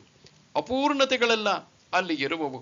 ಅವು ನೇರವಾಗಬೇಕಾದರೆ ಜೀವರಾಶಿಗಳು ತಾವೇ ಹೊಸದಾಗಿ ಕರ್ಮ ಮಾಡಿ ಹಿಂದಿನದರಿಂದ ಪಾರಾಗಬೇಕಾಗಿದೆ. ಅವು ಪೂರ್ಣವಾಗುವುದಕ್ಕೆ ಮತ್ತೊಂದು ಸೃಷ್ಟಿಯ ಅವಶ್ಯಕತೆ ಇದೆ. ಅದಕ್ಕೆ ಭಗವಂತ ಪುನಃ ಸೃಷ್ಟಿಯನ್ನು ಮಾಡುತ್ತಾನೆ. ಹಾಗೆ ಸೃಷ್ಟಿಯನ್ನು ಮಾಡುವಾಗ ತನ್ನ ಪ್ರಕೃತಿಯ ಆಧಾರದಿಂದ ಮಾಡುತ್ತಾನೆ. ಪ್ರಕೃತಿಯೇ ಸ್ಥೂಲ ಸೂಕ್ಷ್ಮವಾದ ಶಕ್ತಿಯಂತೆ, ವಸ್ತುವಿನಂತೆ ಮತ್ತು ಗುಣಗಳಂತೆ ಇರುವುದು. ಈ ಪ್ರಕೃತಿಯೇ ಜೀವರಾಶಿಗಳು ಕರ್ಮ ಸವೆಸುವುದಕ್ಕೆ ರಂಗಭೂಮಿಯಾಗುವುದು. ಇಲ್ಲಿ ಪುನಃ ಯಾವುದಾದರೂ ಪಾತ್ರ ವಹಿಸಿಕೊಂಡು ಅಭಿನಯಿಸುತ್ತಾರೆ. ಬದ್ಧರಾದ ಜೀವರಾಶಿಗಳು ಅಸ್ವತಂತ್ರರು. ತಮ್ಮ ಕರ್ಮಗಳನ್ನು ಸವೆಸಲು ಪುನಃ ಅವರು ಬರಲೇಬೇಕಾಗಿದೆ. ಫೇಲ್ ಆಗಿರುವ ವಿದ್ಯಾರ್ಥಿ ಮೇಲಿನ ಕ್ಲಾಸಿಗೆ ಹೋಗಬೇಕಾದರೆ ಪುನಃ ಪರೀಕ್ಷೆಗೆ ಕುಳಿತುಕೊಳ್ಳಬೇಕಾಗಿರುವಂತೆ ಇದು. ಆದರೆ ಇಲ್ಲಿ ಬೇಕಾದರೆ ನಾನು ಓದುವುದಿಲ್ಲ, ಮುಂದಿನ ಕ್ಲಾಸಿಗೂ ಹೋಗುವುದಿಲ್ಲ ಎಂದು ನಮ್ಮ ವಿದ್ಯಾಭ್ಯಾಸವನ್ನು ನಿಲ್ಲಿಸಬಹುದು. ಆದರೆ ಪ್ರಕೃತಿಯ ವಶದಲ್ಲಿರುವ ನಾವು ಹಾಗೆ ಮಾಡುವುದಕ್ಕೆ ಆಗುವುದಿಲ್ಲ. ನಮಗೆ ಮುಕ್ತಿ ಬೇಡವೆಂದರೂ ಜನ್ಮವೆತ್ತಬೇಕು. ಮುಕ್ತಿ ಬೇಕಾದರಂತೂ ಪುಣ್ಯ ಕರ್ಮಗಳನ್ನು ಮಾಡುವುದಕ್ಕೆ ಜನ್ಮವೆತ್ತಲೇಬೇಕಾಗಿದೆ. ಪ್ರಕೃತಿ ಯಾರನ್ನು ಒಂದು ಕಡೆ ಸುಮ್ಮನೆ ಕುಳಿತುಕೊಂಡಿರುವುದಕ್ಕೆ ಬಿಡುವುದಿಲ್ಲ. ಅದು ಯಾವಾಗಲೂ ಸಂಚರಿಸುತ್ತಿರುವ ಕಾರ್ಖಾನೆಯಲ್ಲಿರುವ ಬೆಲ್ಟಿನಂತೆ ನಮ್ಮನ್ನು ಅದರ ಮೇಲಿಟ್ಟು ಒಂದು ಕಡೆಯಿಂದ ಮತ್ತೊಂದೆಡೆಗೆ ರವಾನಿಸುವುದು. ಒಂದೊಂದು ಕಡೆ ಒಂದೊಂದು ರಿಪೇರಿಯಾಗಿ, ಕೆಲವು ಕಡೆ ಒಂದನ್ನು ಹೊಸದಾಗಿ ಸೇರಿಸಿಯೋ, ಮತ್ತೊಂದೆಡೆ ಇನ್ನೊಂದನ್ನು ಕಳಚಿಯೋ, ಅಂತೂ ಪೂರ್ಣಾತ್ಮರಾಗುವವರೆಗೆ ಅದು ನಮ್ಮನ್ನು ಒಂದೆಡೆಯಿಂದ ಇನ್ನೊಂದೆಡೆಗೆ ರವಾನಿಸುತ್ತಿರುವುದು. ಇದು ನನ್ನ ಪ್ರಕೃತಿ ಎಂದು ಹೇಳುತ್ತಾನೆ ಶ್ರೀಕೃಷ್ಣ. ಈ ಪ್ರಕೃತಿಯೆಲ್ಲ ಅವನದಾಗಿರುವುದರಿಂದ ಅದರ ಸ್ವಾಮಿ ಅವನು. ಇವನು ಹೇಳಿದಂತೆ ಪ್ರಕೃತಿ ಕೇಳುವುದು. ಬದ್ಧರಾದ ಜೀವರಾಶಿಗಳೆಲ್ಲ ಪ್ರಕೃತಿಯಲ್ಲಿ ಇವೆ. ಆದರೆ ಪ್ರಕೃತಿಯೇ ಭಗವಂತನಿಗೆ ದಾಸನಂತಿದೆ. ಇತರರ ಮೇಲೆ ತನ್ನ ಪ್ರಭಾವವನ್ನು ಬೀರಿದರೂ ಪ್ರಕೃತಿ ಪರಮಾತ್ಮನನ್ನು ಏನೂ ಮಾಡಲಾರದು. ಅದು ಹಾವಾಡಿಸುವವನ ಕೊರಳಿನಲ್ಲಿರುವ ಹಾವಿನಂತೆ. ಹಾವಾಡಿಸುವವನು ಅವುಗಳಿಂದ ಏನು ಬೇಕಾದರೂ ಮಾಡುವನು. ಆದರೆ ಅದೇ ಹಾವು ಇತರರನ್ನು ಕಂಡರೆ ಬುಸುಗುಟ್ಟುವುದು. ನ ಚ ಮಾಂ ತಾನಿ ಕರ್ಮಾಣಿ ನಿಬದ್ಧಂತಿ ಧನಂಜಯ ಉದಾಸೀನ ವದಾಸೀನಂ ಅಸಕ್ತಂ ತೇಷು ಕರ್ಮಸು. ಧನಂಜಯ, ಈ ಕರ್ಮಗಳು ನನ್ನನ್ನು ಬಂಧಿಸವು, ಏಕೆಂದರೆ ನಾನು ಅವುಗಳಲ್ಲಿ ಉದಾಸೀನನಾಗಿ ಆಸಕ್ತಿ ರಹಿತನಾಗಿ ವರ್ತಿಸುತ್ತೇನೆ. ಈ ಸೃಷ್ಟಿಯನ್ನೆಲ್ಲ ದೇವರು ಮಾಡುತ್ತಿರುವುದರಿಂದ ಅವನಿಗೂ ಒಂದು ಉದ್ದೇಶವಿದೆ ಎಂದಂತಾಯಿತು. ಅವನಿಗೆ ಸಾಧಿಸುವುದಕ್ಕೆ ಏನೋ ಇದೆ ಎಂದರೆ ಅವನು ಅಪೂರ್ಣನಾಗುತ್ತಾನೆ. ಪೂರ್ಣ ಕಾಮನಾದವನು ಏನನ್ನು ಪಡೆಯಲು ಇದನ್ನೆಲ್ಲ ಮಾಡಬೇಕು? ನಮಗೆ ಒಂದು ಸಣ್ಣ ಬಯಕೆ ಇದೆ, ಅದಕ್ಕೆ ಪ್ರಪಂಚಕ್ಕೆ ಬಂದು ಹೋಗುತ್ತಿರುವುದು. ಅವನಿಗೆ ಒಂದು ದೊಡ್ಡ ಬಯಕೆ ಇದೆ, ಅದಕ್ಕಾಗಿ ಸೃಷ್ಟಿ ಸಂಹಾರ ಕಾರ್ಯದಲ್ಲಿ ಮಗ್ನನಾಗಿರುವುದು ಎಂದು ಭಾವಿಸಬಹುದು. ಅವನಿಗೆ ಪಡೆಯದೇ ಇರುವುದು ಯಾವುದೂ ಇಲ್ಲ. ಇವನ್ನು ಸುಮ್ಮನೆ ಮಾಡುತ್ತಾನೆ ಎನ್ನಬಹುದು. ಸುಮ್ಮನೆ ಮಾಡುವವನು ಹುಚ್ಚನೊಬ್ಬನೇ. ಅವನು ಕುಳಿತಿರಲಾರದೆ ಏನನ್ನಾದರೂ ಮಾಡುವನು. ಹಾಗೆಯೇ ದೇವರು ಸುಮ್ಮನೆ ಏನೇನೋ ಮಾಡುವನು. ಅದರಿಂದ ನರಳುವವರು ಜೀವರಾಶಿಗಳು. ಅಂತೂ ದೇವರು ಉದ್ದೇಶವನ್ನು ಇಟ್ಟುಕೊಂಡವನೆಂದರೆ ಅಪೂರ್ಣನಾಗುವನು. ಉದ್ದೇಶವಿಲ್ಲ ಎಂದರೆ ಹುಚ್ಚನೋ ಮರುಳನೋ ಯಾರೋ ಆಗುತ್ತಾನೆ. ಆದರೆ ದೇವರು ಈ ಸೃಷ್ಟಿಯನ್ನೆಲ್ಲ ಮಾಡಿದರೂ ಅವನು ಆಸಕ್ತಿಯಿಂದ ಮಾಡುತ್ತಿಲ್ಲ. ಅದರಿಂದ ಬರುವ ಫಲವನ್ನುಣ್ಣಲು ಮಾಡುತ್ತಿಲ್ಲ. ಅವನು ಉದಾಸೀನನಾಗಿ ಸೃಷ್ಟಿ ಮಾಡದೇ ಇದ್ದರೆ ಬದ್ಧ ಜೀವಿಗಳು ಮುಕ್ತರಾಗುವುದಕ್ಕೆ ಅವಕಾಶವೇ ಇರುವುದಿಲ್ಲ. ಜೀವರಾಶಿಗಳ ಮೇಲಿನ ಕಾರುಣ್ಯದಿಂದಲೇ ಅವರ ಉದ್ಧಾರಕ್ಕಾಗಿ ಮತ್ತೊಂದು ಸೃಷ್ಟಿಯ ಅವಕಾಶವನ್ನು ಕೊಡುವನು. ಇಷ್ಟೊಂದು ಕರುಣೆಗಿದ್ದರೆ ಸುಮ್ಮನೆ ಅವನು ಏತಕ್ಕೆ ಒಂದೇ ಸಲ ಮುಕ್ತಿಯನ್ನು ಕೊಡಬಾರದು? ಕೊಟ್ಟು ಅವರನ್ನು ಪ್ರಕೃತಿಯ ಜೈಲಿನಿಂದ ಪಾರು ಮಾಡಬಾರದೇಕೆ? ಕಷ್ಟಪಟ್ಟು ಸಾಧನೆ ಮಾಡುವವನಿಗೂ ಮುಕ್ತಿ, ಏನೂ ಮಾಡದೆ ಸುಮ್ಮನೆ ಇಂದ್ರಿಯ ಪ್ರಪಂಚದಲ್ಲಿ ವಿಹರಿಸುವವನಿಗೂ ಮುಕ್ತಿ ಕೊಟ್ಟ ಎಂದರೆ ಕಷ್ಟಪಟ್ಟು ಓದಿದವನು ಪಾಸು ಆಗುತ್ತಾನೆ, ಸುಮ್ಮನೆ ಓದದೆ ಹರಟೆ ಹೊಡೆಯುತ್ತಿರುವವನು ಪಾಸು ಆಗುತ್ತಾನೆ ಎಂದಾದರೆ ಯಾರೂ ಓದುವುದಕ್ಕೆ ಹೋಗುವುದಿಲ್ಲ. ಆಗಲೂ ದೇವರನ್ನು ದೂರುವುದನ್ನು ನಾವು ಬಿಡುವುದಿಲ್ಲ. ಆಗ ದೇವರನ್ನು ಪಕ್ಷಪಾತಿ ಎನ್ನುತ್ತೇವೆ. ದೇವರಿಗೂ ಸೃಷ್ಟಿಗೂ ಇರುವ ಸಂಬಂಧವನ್ನು ನಾವು ಹೇಗೆ ನೋಡಿದರೂ ಯಾವುದಾದರೂ ದೋಷ ಕಂಡೇ ಕಾಣುತ್ತೇವೆ. ಆ ದೋಷಗಳೆಲ್ಲ ಕಡಿಮೆ ಎನ್ನಬಹುದು. ಶ್ರೀಕೃಷ್ಣ ಕೊಡುವ ಕಾರಣದಲ್ಲಿ ತನಗಾಗಿ ಸೃಷ್ಟಿ ಮಾಡುತ್ತಿಲ್ಲ, ಜೀವರಾಶಿಗಳಿಗಾಗಿ ಸೃಷ್ಟಿ ಮಾಡುತ್ತೇನೆ. ಅದರಿಂದ ಅವನು ಕೊನೆಗೂ ಯಾವ ಫಲಕ್ಕೂ ಕೈ ಒಡ್ಡುವುದಿಲ್ಲ, ಅಥವಾ ಅದನ್ನು ಮಾಡುತ್ತಿರುವಾಗಲೂ ಆ ಕೆಲಸದಲ್ಲಿ ಆಸಕ್ತಿ ಇಲ್ಲ, ಉದಾಸೀನನಾಗಿಯೇ ಮಾಡುತ್ತಾನೆ. ಮಯಾಧ್ಯಕ್ಷೇಣ ಪ್ರಕೃತಿಃ ಸೂಯತೆ ಸಚರಾಚರಂ ಹೇತುನಾನೇನ ಕೌಂತೆಯ ಜಗದ್ವಿಪರಿವರ್ತತೆ. ಅರ್ಜುನ, ಅಧ್ಯಕ್ಷನಾದ ನನ್ನಿಂದ ಪ್ರಕೃತಿಯು ಚರಾಚರಾತ್ಮಕವಾದ ಜಗತ್ತನ್ನು ಉತ್ಪತ್ತಿ ಮಾಡುವುದು. ಈ ಕಾರಣದಿಂದ ಜಗತ್ತು ಚಕ್ರದಂತೆ ಸುತ್ತುತ್ತಿದೆ. ಪ್ರಕೃತಿ ಜಡ. ಅದು ಎಷ್ಟೇ ಅದ್ಭುತವಾಗಿದ್ದರೂ ಅದೊಂದು ಯಂತ್ರದಂತೆ. ಭಗವಂತನೆಂಬ ಚೈತನ್ಯ ಹಿಂದೆ ಇದ್ದರೇನೆ ಅದು ಕೆಲಸ ಮಾಡಬಲ್ಲದು. ಭಗವಂತನೇ ಯಂತ್ರವನ್ನು ಚಲಿಸುವವನು. ಅದನ್ನು ಒಂದು ಉದ್ದೇಶಕ್ಕಾಗಿ ನಿರ್ಮಿಸಿದ್ದಾನೆ. ಅದು ಬದ್ಧ ಜೀವಿಗಳನ್ನು ಒಂದು ಕಡೆಯಿಂದ ತೆಗೆದುಕೊಂಡು ಹಲವು ಅನುಭವಗಳ ಮೂಲಕ ಸಾಗಿ ಹೋಗುವಂತೆ ಮಾಡಿ ಪೂರ್ಣಾತ್ಮರನ್ನಾಗಿ ಮಾಡಿ ಆಚೆಗೆ ಎಸೆಯುತ್ತದೆ. ಇದೇ ಪ್ರಕೃತಿಯ ಕೆಲಸ. ಇದೇ ಬ್ರಹ್ಮಾಂಡವನ್ನು ಸೃಷ್ಟಿಸಿದೆ ಎಂದರೆ ಶೂನ್ಯದಿಂದ ಅದನ್ನು ತೆಗೆದುಕೊಂಡು ಬರಲಿಲ್ಲ. ಯಾವುದು ಸೂಕ್ಷ್ಮಾವಸ್ಥೆಯಲ್ಲಿತ್ತೋ ಅದನ್ನು ಸ್ಥೂಲ ರೂಪಕ್ಕೆ ತರುವುದು. ಇದು ಜೀವಿಗಳನ್ನು ಏನು ಹೊಸದಾಗಿ ಸೃಷ್ಟಿಸುವುದಿಲ್ಲ. ಯಾವ ಜೀವಿಗಳು ಪ್ರಳಯ ಕಾಲದಲ್ಲಿ ಅವ್ಯಕ್ತಾವಸ್ಥೆಯಲ್ಲಿ ಇರುವವು ಅವು ಪುನಃ ಸ್ಥೂಲ ರೂಪಕ್ಕೆ ಬರುವಂತೆ ಮಾಡುವುದು. ತಮ್ಮ ಕರ್ಮವನ್ನು ಸವೆಸಲು ಹಲವಾರು ಹೊಸ ಹೊಸ ವೇಷಗಳನ್ನು ಧರಿಸುವವು, ನೂತನ ಅನುಭವಗಳನ್ನು ಪಡೆಯುವವು. ಪ್ರಕೃತಿಯನ್ನು ನಾವು ದೊಡ್ಡದೊಂದು ಶಾಲೆಗೆ ಹೋಲಿಸಬಹುದು. ಅಲ್ಲಿ ಹಲವಾರು ತರಗತಿಗಳಿವೆ. ಅಕ್ಷರಾಭ್ಯಾಸದಿಂದ ಹಿಡಿದು ಡಾಕ್ಟರೇಟ್ ಪದವಿಯನ್ನು ಪಡೆಯುವವರೆಗೆ ಅಲ್ಲಿ ಓದಬಹುದು. ಜೀವಿಗಳು ಕ್ಲಾಸಿನಿಂದ ಕ್ಲಾಸಿಗೆ ಹೋಗುತ್ತಿರುವವು. ಇನ್ನು ಕಲಿಯುವುದೇನೂ ಇಲ್ಲ ಎಂದ ಮೇಲೆ ಶಾಲೆಯನ್ನು ಬಿಟ್ಟು ಹೋಗುವವು. ಶಾಲೆ ಮಕ್ಕಳನ್ನು ಸೃಷ್ಟಿ ಮಾಡುವುದಿಲ್ಲ. ಹೊರಗಿರುವ ಮಕ್ಕಳೆಲ್ಲ ಇಲ್ಲಿ ಕಲಿಯುವುದಕ್ಕೆ ಬರುತ್ತವೆ. ಅದರಂತೆಯೇ ಜೀವರಾಶಿಗಳು ಅನಾದಿ ಮತ್ತು ಅನಂತ. ಇವುಗಳೆಲ್ಲ ಸೃಷ್ಟಿಯ ಶಾಲೆಯ ಮೂಲಕ ಸಾಗಿ ಹೋಗುತ್ತವೆ. ಈ ಜಗತ್ತು ಚಕ್ರದಂತೆ ಉರುಳುತ್ತಿದೆ ಎನ್ನುತ್ತಾನೆ. ಈ ವಿಶ್ವವೆಲ್ಲ ಉರುಳುತ್ತಿರುವ ಗೋಳಗಳ ಸಂತೆ. ಸೂಕ್ಷ್ಮಾತಿ ಸೂಕ್ಷ್ಮ ಕಣದಿಂದ ಹಿಡಿದು ದೊಡ್ಡ ದೊಡ್ಡ ಸೂರ್ಯರನ್ನೊಳಗೊಂಡ ನಿಹಾರಿಕೆಯವರೆಗೆ ಎಲ್ಲವೂ ಒಂದನ್ನೊಂದನ್ನು ಪ್ರದಕ್ಷಿಣೆ ಮಾಡುತ್ತಿವೆ. ಎಲ್ಲೂ ತೆಪ್ಪಗೆ ಯಾವುದೂ ಕುಳಿತಿಲ್ಲ. ಅದು ಚಲಿಸುತ್ತಿರುವುದು ನಮಗೆ ಕಾಣಿಸುವುದಿಲ್ಲ ಅಷ್ಟೇ. ಸುಮಾರು ನಿಮಿಷಕ್ಕೆ 20 ಮೈಲಿ ವೇಗದಲ್ಲಿ ಸೂರ್ಯನ ಸುತ್ತಲೂ ಉರುಳುತ್ತಿರುವ ಈ ಭೂಮಿ ನಮ್ಮ ಕಣ್ಣಿಗೆ ತಟಸ್ಥವಾಗಿರುವಂತಿದೆ. ದೊಡ್ಡದೊಂದು ಫ್ಯಾಕ್ಟರಿಯಲ್ಲಿ ಅಲ್ಲಿರುವ ಸಣ್ಣ ದೊಡ್ಡ ಚಕ್ರಗಳೆಲ್ಲ ಹೇಗೆ ಉರುಳುತ್ತಿವೆಯೋ ಹಾಗೆ ಉರುಳುತ್ತಿವೆ ಈ ಬ್ರಹ್ಮಾಂಡದಲ್ಲಿ ಇರುವುದೆಲ್ಲ. ಸೃಷ್ಟಿಗೆ ಚಲನೆ ಅತಿ ಮುಖ್ಯ. ಚಲಿಸಿದರೆ ಪರಿಣಾಮಗಳು ಬದಲಾವಣೆಗಳು ಆಗಬೇಕಾದರೆ, ಕಾಲದ ಭಾವನೆ ಬರಬೇಕಾದರೂ ಚಲಿಸುತ್ತಿರಬೇಕು. ಅವಜಾನಂತಿ ಮಾಂ ಮೂಢಾಃ ಮಾನುಷೀಂ ತನುಮಾಶ್ರಿತಂ ಪರಂ ಭಾವಮಜಾನಂತಃ ಮಮ ಭೂತಮಹೇಶ್ವರಂ. ಸರ್ವಭೂತಗಳಿಗೂ ಮಹೇಶ್ವರನಾದ ನನ್ನ ಪರಭಾವವನ್ನು ಅರಿಯದ ಮೂಢರು ಮನುಷ್ಯ ದೇಹವನ್ನು ಆಶ್ರಯಿಸಿರುವ ನನ್ನನ್ನು, ಮನುಷ್ಯ ದೇಹವನ್ನು ಆಶ್ರಯಿಸುವ ನನ್ನನ್ನು ತಿರಸ್ಕರಿಸುತ್ತಾರೆ. ಶ್ರೀಕೃಷ್ಣನಿಗೆ 2 ವ್ಯಕ್ತಿತ್ವಗಳಿವೆ. ಒಂದು, ಅವನು ದೇವಕಿ ವಸುದೇವನ ಪುತ್ರನಂತಿರುವನು. ಇದು ಚಾರಿತ್ರಿಕ ಘಟನೆ. ಕೆಲವು ವರ್ಷಗಳ ಹಿಂದೆ ಹುಟ್ಟಿದ್ದಾನೆ. ಇನ್ನು ಕೆಲವು ವರ್ಷಗಳಾದ ಮೇಲೆ ತೀರಿ ಹೋಗುತ್ತಾನೆ. ಅವನು ಇಲ್ಲಿ ಬದುಕಿರುವಾಗ ಕೆಲವು ಒಳ್ಳೆಯ ಕೆಲಸಗಳನ್ನು ಮಾಡಿದ್ದಾನೆ. ಇತರರು ಕೆಟ್ಟ ಕೆಲಸ ಎಂದು ಭಾವಿಸುವ ಕೆಲಸವನ್ನು ಮಾಡಿದ್ದಾನೆ. ಇದರ ಹಿಂದೆ ಶ್ರೀಕೃಷ್ಣನಲ್ಲಿ ಮತ್ತೊಂದು ವ್ಯಕ್ತಿತ್ವವಿದೆ. ಅದೇ ಪರಮಾತ್ಮನದು. ಅವನು ಎಂದೂ ಹುಟ್ಟಿದವನಲ್ಲ, ಸಾಯುವವನೂ ಅಲ್ಲ. ಒಂದು ವ್ಯಕ್ತಿಯಂತೆ ಕಂಡರೂ ಅವನು ಅದರಲ್ಲಿ ಖಾಲಿಯಾಗಿ ಹೋಗಲಾರದವನು. ಅವನು ಸರ್ವಾಂತರ್ಯಾಮಿ, ಸರ್ವಜ್ಞ, ಸರ್ವಶಕ್ತ. ಇದು ನಾಟಕದಲ್ಲಿ ಪಾತ್ರ ಮಾಡುವವನಿಗೆ ಇರುವ 2 ವ್ಯಕ್ತಿತ್ವದಂತೆ. ಅವನು ಅಭಿನಯಿಸುತ್ತಿರುವ ವ್ಯಕ್ತಿತ್ವ ಒಂದು, ಮತ್ತು ಅದರ ಹಿಂದೆ ಇರುವ ಅವನ ನಿಜವಾದ ವ್ಯಕ್ತಿತ್ವ ಮತ್ತೊಂದು.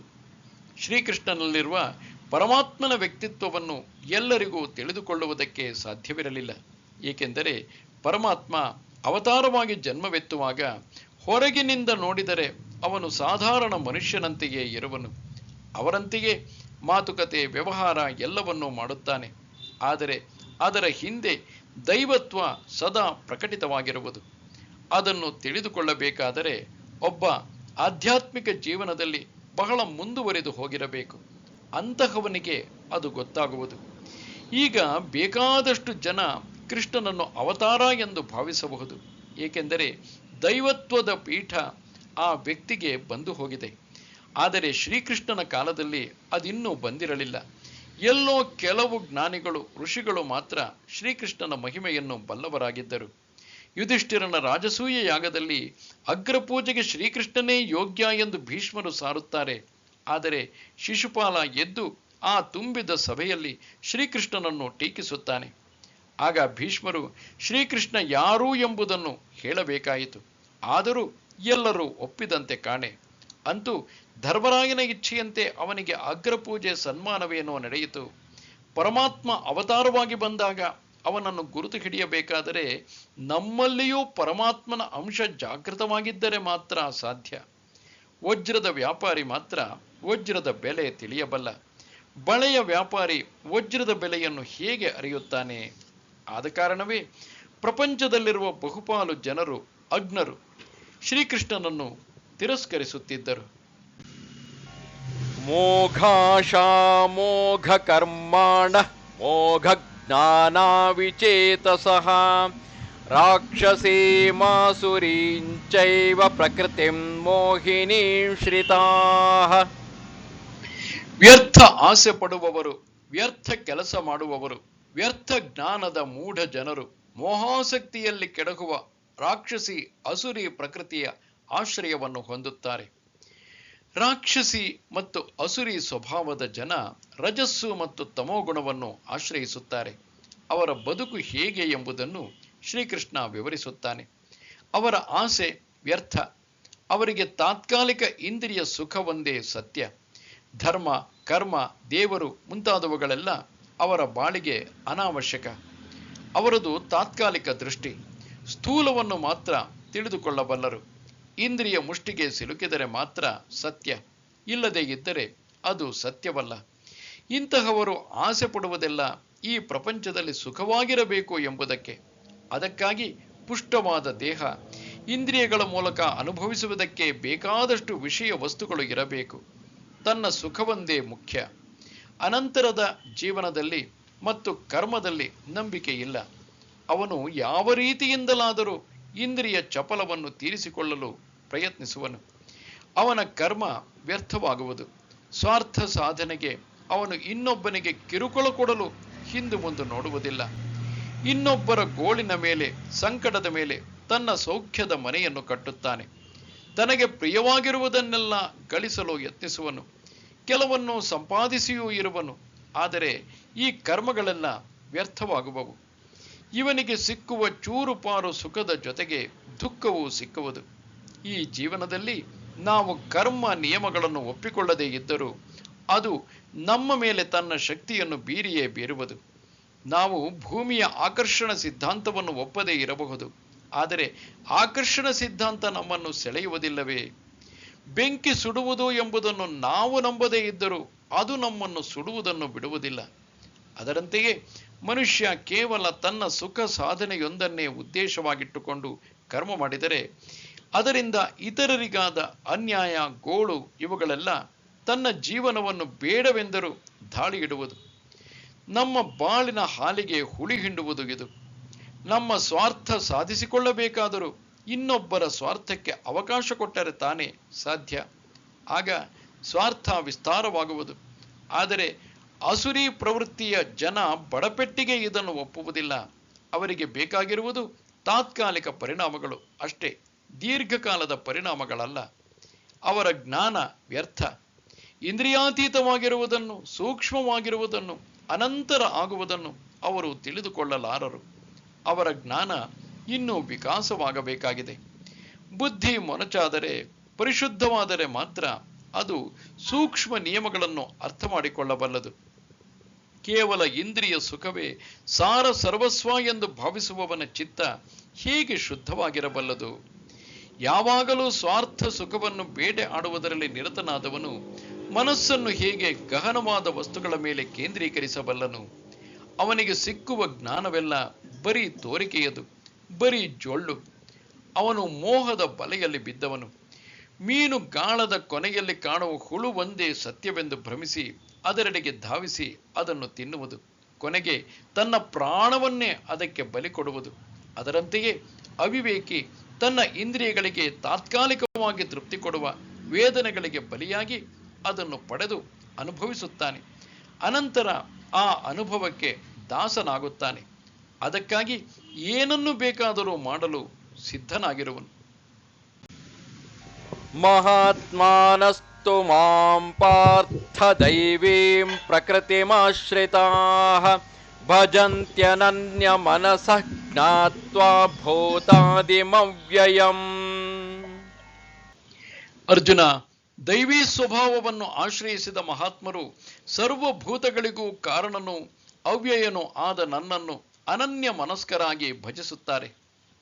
ಪ್ರಕೃತಿಯಲ್ಲಿ ಆಸುರಿ ಸ್ವಭಾವ ಮತ್ತು ದೈವಿ ಸ್ವಭಾವ ಎರಡೂ ಇವೆ.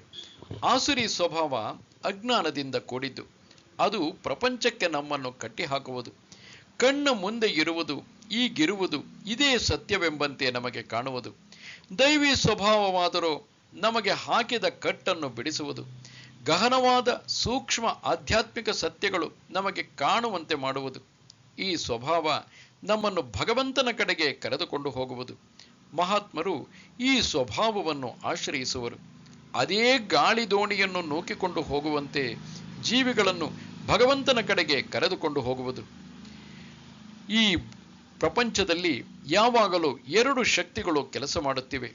ಈ ಪ್ರಪಂಚದಲ್ಲಿ ಒಂದು ಕಟ್ಟಿ ಹಾಕುವುದು, ಮತ್ತೊಂದು ಬಿಡಿಸುವುದು. ನಾವು ಯಾವುದನ್ನು ಆರಿಸಿಕೊಳ್ಳುತ್ತೇವೆಯೋ ಅದು ತನ್ನ ಧರ್ಮವನ್ನು ನಮ್ಮ ಮೇಲೆ ಬೀರುವುದು. ಬೆಂಕಿ ಮುಟ್ಟಿದರೆ ಸುಡುವುದು, ಹಿಮದ ಗಡ್ಡೆ ಮುಟ್ಟಿದರೆ ಚಳಿಯಿಂದ ನಮ್ಮ ಕೈ ಕೊರೆಯುವುದು. ಅವಕ್ಕೇನು ನಮ್ಮ ಮೇಲೆ ಕೋಪವಿಲ್ಲ, ಪ್ರೀತಿಯೂ ಇಲ್ಲ. ತಮ್ಮ ತಮ್ಮ ಧರ್ಮಾನುಸಾರ ನಮ್ಮ ಮೇಲೆ ವ್ಯವಹರಿಸುವವು. ಕಬ್ಬು ತಿಂದರೆ ಸಿಹಿಯಾಗಿರುವುದು, ಮೆಣಸಿನಕಾಯಿ ತಿಂದರೆ ಖಾರವೆನಿಸುವುದು. ಹಾಗೆಯೇ ಪ್ರಕೃತಿಯಲ್ಲಿರುವ ಆಸುರಿ ಗುಣ ಮತ್ತು ದೈವಿ ಗುಣ. ಅಜ್ಞಾನಿಗಳು ಆಸುರಿ ಗುಣವನ್ನು ಆರಿಸಿಕೊಂಡಿರುವರು, ಅದಕ್ಕನುಸಾರವಾಗಿ ಜೀವನವನ್ನು ಸಾಗಿಸುತ್ತಿರುವರು.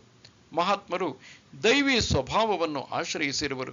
ಅವರಿಗೆ ಆಸುರಿ ಸ್ವಭಾವ ಏನು ಮಾಡುವುದು, ಯಾವ ರೀತಿ ಪರ್ಯವಸಾನವಾಗುವುದು ಎಂಬುದು ಗೊತ್ತು. ಆದ ಕಾರಣವೇ ಅದನ್ನು ಬಿಟ್ಟಿರುವರು.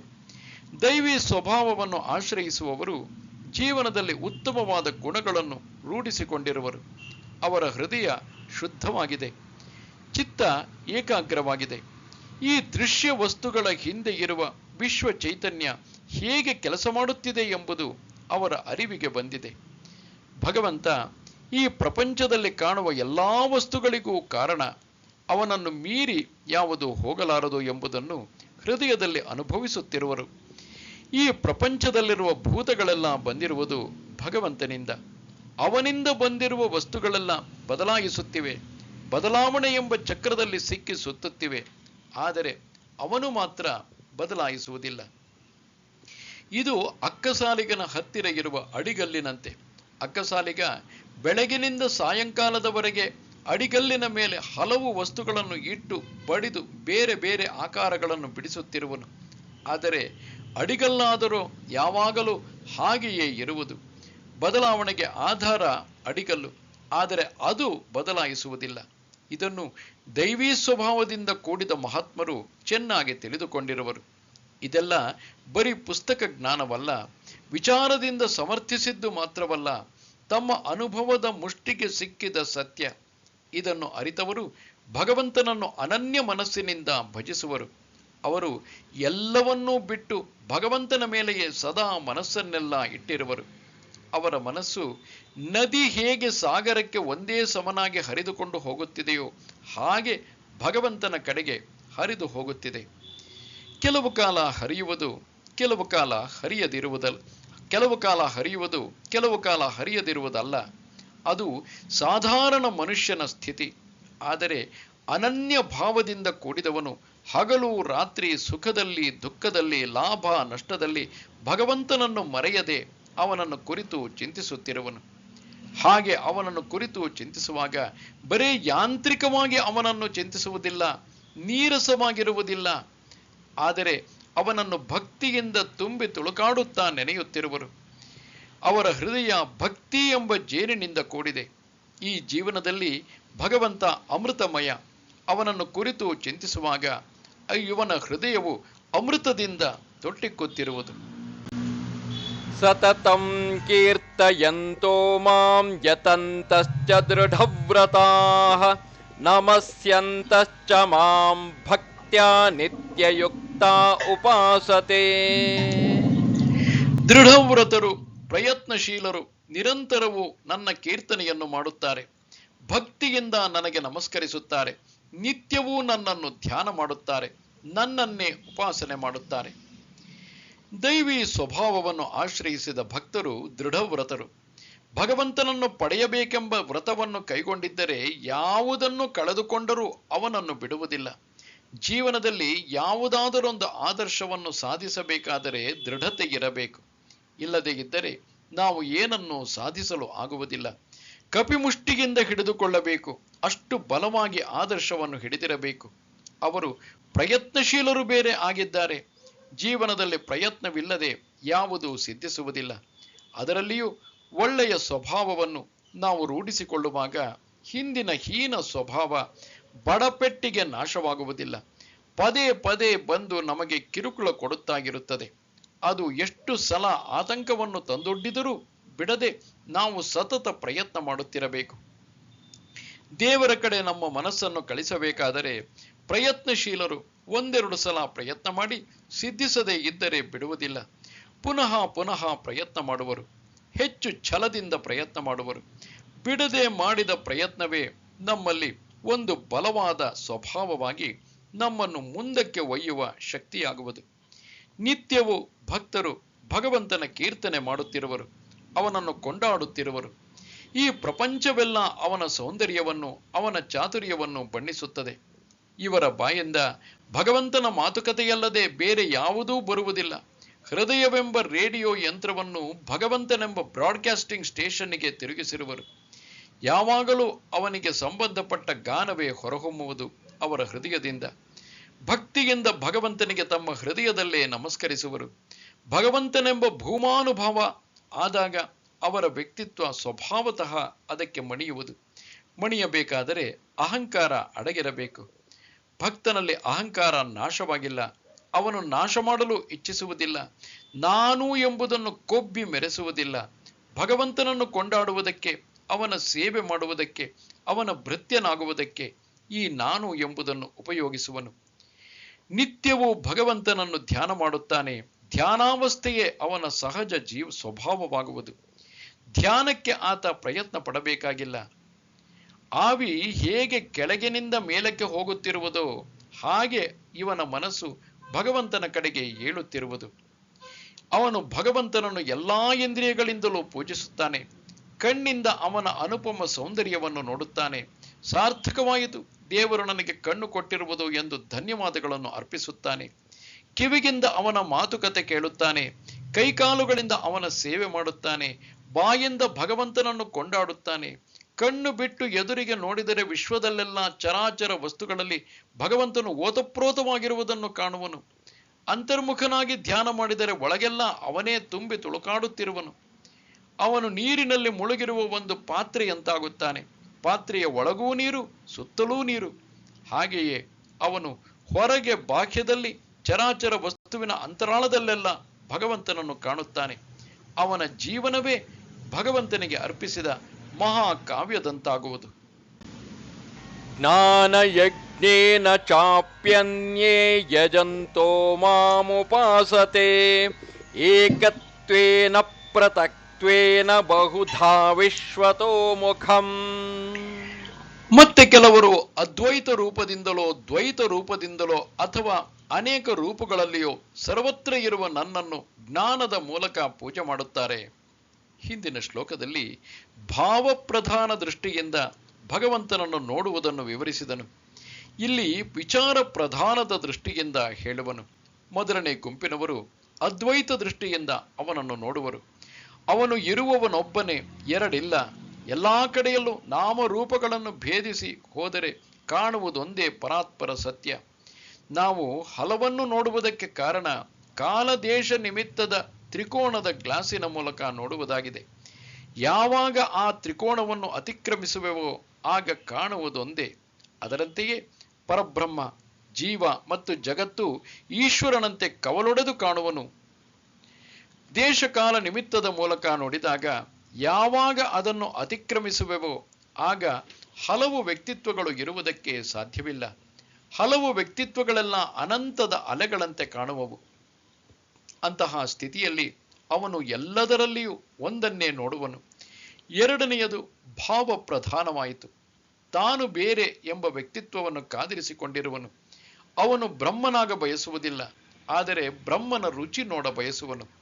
ಹಲವು ವಿಧದಲ್ಲಿ ದೇವರನ್ನು ಪ್ರೀತಿಸುವನು. ಮೊದಲನೆಯವನು ಉಪ್ಪಿನ ಗೊಂಬೆಯಂತೆ ಸಮುದ್ರದಲ್ಲಿ ಕರಗಿ ಹೋಗಿ ಅವನು ಸಮುದ್ರವೇ ಆಗುವನು. ಎರಡನೆಯವನು ಒಂದು ಪಾತ್ರೆ ನೀರಿನಲ್ಲಿರುವಂತೆ ಇರುವನು. ಆ ಪಾತ್ರೆ ಒಳಗೆ ನೀರಿದೆ ಮತ್ತು ಪಾತ್ರೆಯ ಹೊರಗೆ ನೀರಿದೆ. ಒಳಗೆ ಹೊರಗೆಲ್ಲ ನೀರಿದ್ದರೂ ಆ ಪಾತ್ರೆ ಮಾತ್ರ ಎಂದಿಗೂ ನೀರಿನಲ್ಲಿ ಕರಗುವುದಿಲ್ಲ.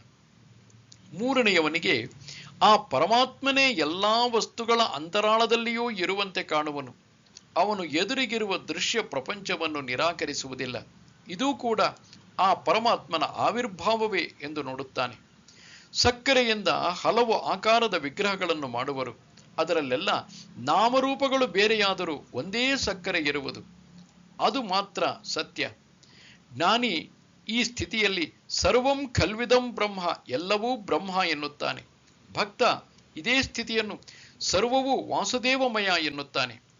ಒಂದೇ ಸತ್ಯವನ್ನು ನೋಡುವ ಬೇರೆ ಬೇರೆ ದೃಷ್ಟಿಗಳು ಅಷ್ಟೇ. ಇವುಗಳಲ್ಲಿ ಒಂದು ವಿರೋಧವೂ ಇಲ್ಲ. ಒಬ್ಬನಿಗೆ ಯಾವುದು ಹಿಡಿಸುವುದೋ ಅದನ್ನು ತೆಗೆದುಕೊಳ್ಳಬಹುದು. ಇನ್ನೊಬ್ಬರ ದೃಷ್ಟಿಯನ್ನು ನೋಡಿದಾಗಲೂ ತನ್ನದೇ ಸರಿ, ಇನ್ನೊಬ್ಬನದು ತಪ್ಪು ಎಂದು ಹಳಿಯಬೇಕಾಗಿಲ್ಲ. ಯಾವ ರೀತಿಯಲ್ಲಿ ತನಗೆ ಭಗವಂತನನ್ನು ಅನುಭವಿಸಲು ಇಚ್ಛೆಯೋ ಹಾಗೆ ಅನುಭವಿಸಲಿ. ಆದರೆ ಇನ್ನೊಬ್ಬನಿಗೆ ಹೇಗೆ ಭಾವಿಸಲು ಇಚ್ಛೆಯೋ ಅದಕ್ಕೆ ಸ್ವಾತಂತ್ರ್ಯವನ್ನು ಕೊಡಲಿ. ಎಲ್ಲರನ್ನೂ ಒಂದೇ ಭಾವಕ್ಕೆ, ಒಂದೇ ದೃಷ್ಟಿಕೋನಕ್ಕೆ ತರಲಾಗುವುದಿಲ್ಲ.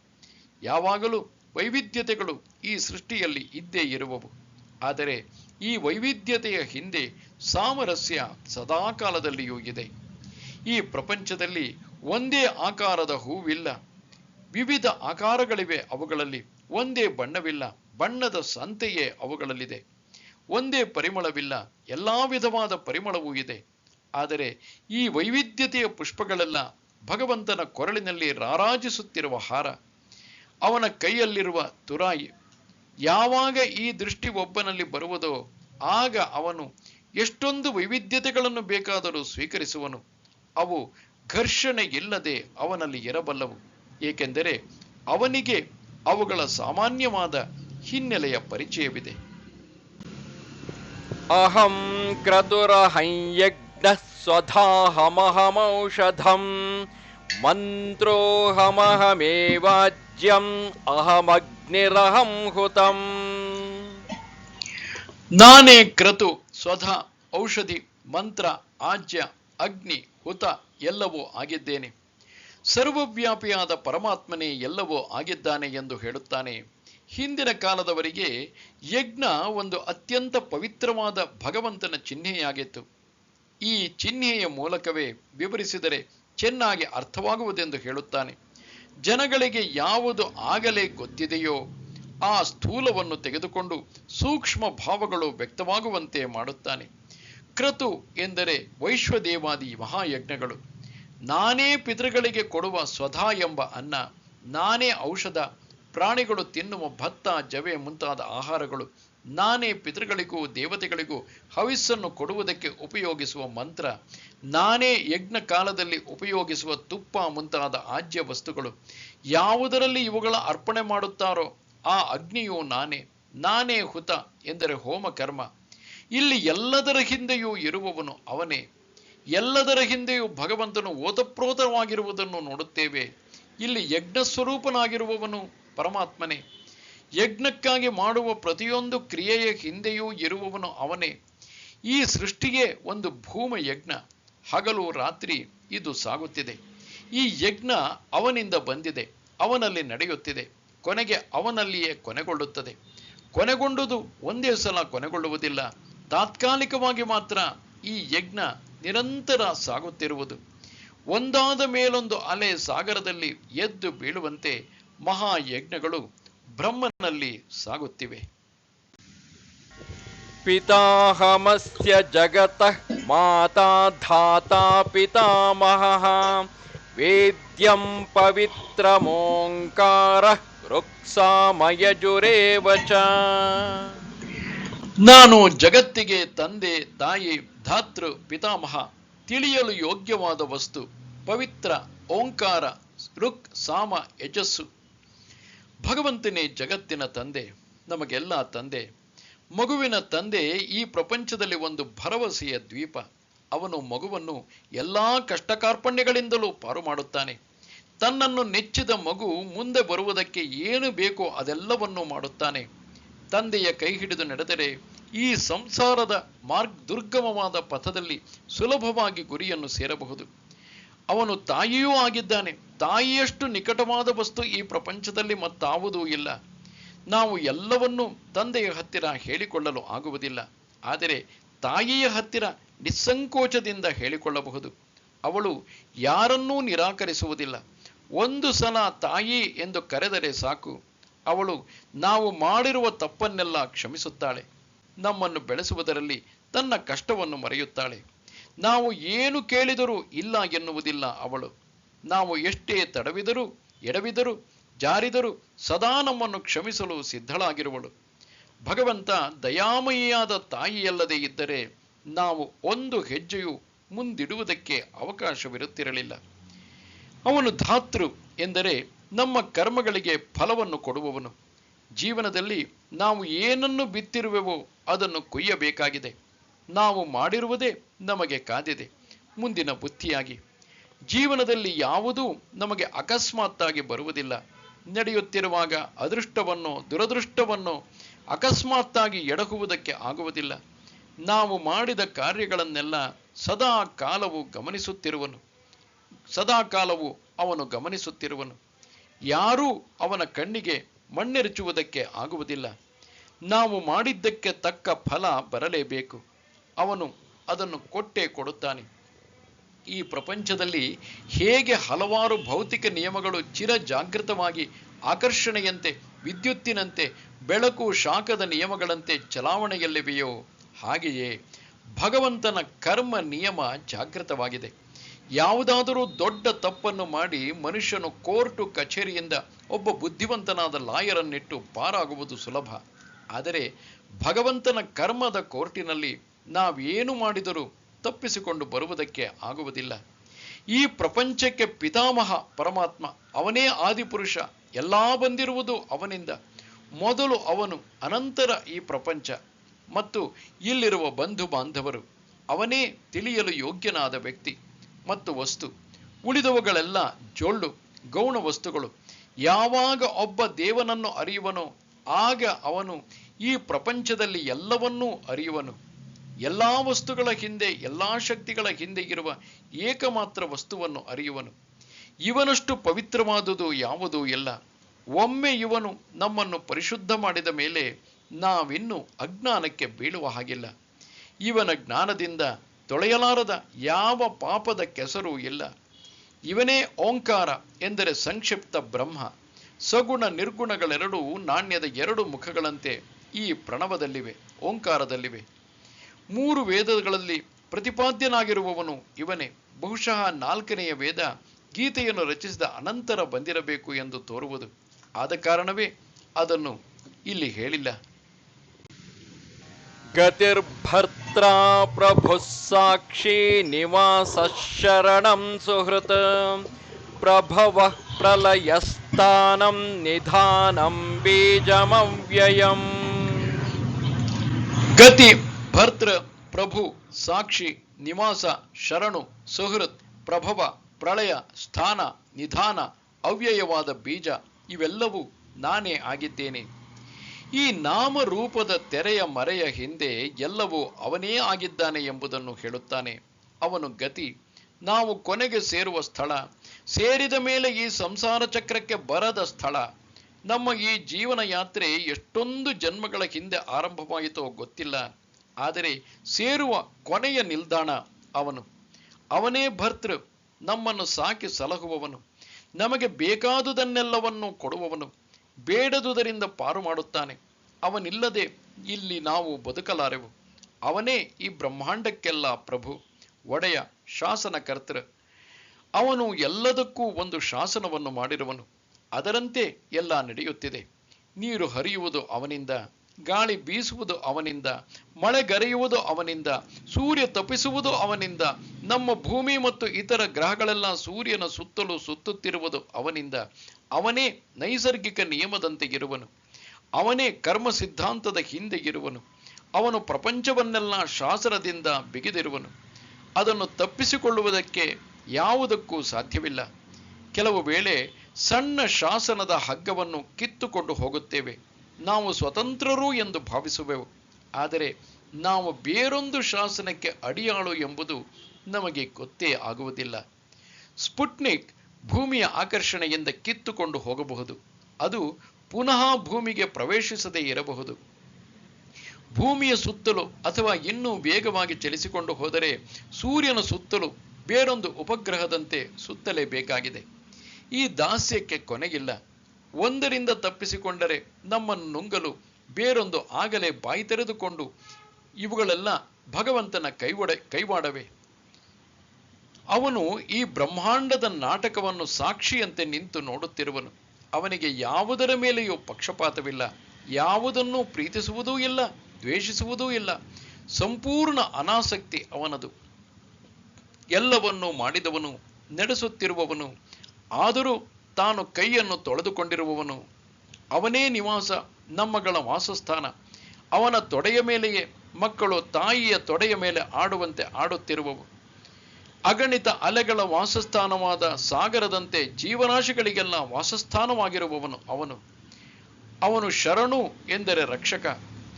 ನಾವು ಯಾವಾಗ ಅವನಲ್ಲಿ ಶರಣಾಗುವೆವೋ ಆಗ ಎಲ್ಲಾ ಭೂತಗಳಿಂದ ಅಭಯ ಕೊಟ್ಟು ಸಲಹುವವನು ಅವನು. ತನ್ನನ್ನು ನೆಚ್ಚಿದವರನ್ನು ಎಂದೆಂದಿಗೂ ಕೈಬಿಡುವುದಿಲ್ಲ, ಕಾಪಾಡಿಯೇ ಕಾಪಾಡುತ್ತಾನೆ. ಅವನೇ ನಮ್ಮ ಹಿತೈಷಿ, ಒಳ್ಳೆಯ ಸ್ನೇಹಿತ. ಯಾವ ಸಮಯದಲ್ಲಿ ನಾವು ಹೇಗೆ ಮಾಡಬೇಕು ಎಂಬುದನ್ನು ಅಂತರ್ವಾಣಿಯ ಮೂಲಕ ನಮಗೆ ಹೇಳುತ್ತಿರುವನು. ನಮಗಿಂತ ಹೆಚ್ಚಾಗಿ ನಮ್ಮ ಭವಿಷ್ಯ ಶ್ರೇಯಸ್ಕರವಾಗಬೇಕೆಂದು ಬಯಸುವನು. ನಮಗೆ ಬಿಟ್ಟರೆ ನಾವು ತಾತ್ಕಾಲಿಕ ಪ್ರಿಯವಾದ ಹಾದಿಯನ್ನೇ ಹಿಡಿಯುತ್ತೇವೆ. ಅವನು ಇರುವುದರಿಂದ, ಅವನಲ್ಲಿ ಶರಣಾಗಿರುವುದರಿಂದ ನಮ್ಮನ್ನು ಶ್ರೇಯಸ್ಸಿನ ಕಡೆಗೆ ಒಯ್ಯುವನು. ಅವನಿಂದ ಈ ಸೃಷ್ಟಿ ಬಂದಿದೆ, ಅವನಲ್ಲಿ ಈ ಸೃಷ್ಟಿಗಿದೆ. ಕೊನೆಗೆ ಅವನ ಬಳಿಗೆ ಪ್ರಳಯದಲ್ಲಿ ಹೋಗುವುದು. ಅಲೆ ಏಳುವುದಕ್ಕೆ ಮುಂಚೆ ಎದ್ದಾಗ ಮತ್ತು ಬಿದ್ದಾಗ ಹೇಗೆ ಸಾಗರದಲ್ಲಿರುವುದೋ ಹಾಗೆಯೇ ಅವನೇ ಎಲ್ಲದಕ್ಕೂ ಆಧಾರವಾಗಿರುವನು. ಈ ತಳಪಾಯದ ಮೇಲೆ ಈ ಬ್ರಹ್ಮಾಂಡವೆಲ್ಲ ನಿಂತಿದೆ. ಈ ಸೃಷ್ಟಿಯಲ್ಲಿ ನಾಶವಾಗದ ಬೀಜ ರೂಪದಿಂದ ಇರುವವನು ಅವನೇ. ಈ ಸೃಷ್ಟಿಯಲ್ಲಿರುವ ವೈವಿಧ್ಯತೆಗಳೆಲ್ಲ ಅವನಲ್ಲಿರುವ ಬೀಜಗಳು. ಎಷ್ಟು ಸಲ ಪ್ರಳಯವಾದರೂ ಆ ಬೀಜಗಳು ಬೇರೆ ನಾಶವಾಗುವುದಿಲ್ಲ. ಅವು ಕೇವಲ ಅವ್ಯಕ್ತ ಸ್ಥಿತಿಗೆ ಹೋಗುತ್ತವೆ, ಆಗ ಸುಪ್ತಾವಸ್ಥೆಯಲ್ಲಿರುತ್ತವೆ. ಪುನಃ ಸೃಷ್ಟಿಯಾದಾಗ ಹೊಸ ನಾಮರೂಪಗಳನ್ನು ಧರಿಸಿ ಬರುತ್ತವೆ. ತಪಾಮ್ಯಹಮಹಂ ವರ್ಷಂ ನಿಗೃಹಾಮ್ಯುತ್ಸೃಜಾಮಿ ಚ ಅಮೃತಂಚೈವ ಮೃತ್ಯುಶ್ಚ ಸದಸಚ್ಚಾಹಮರ್ಜುನ.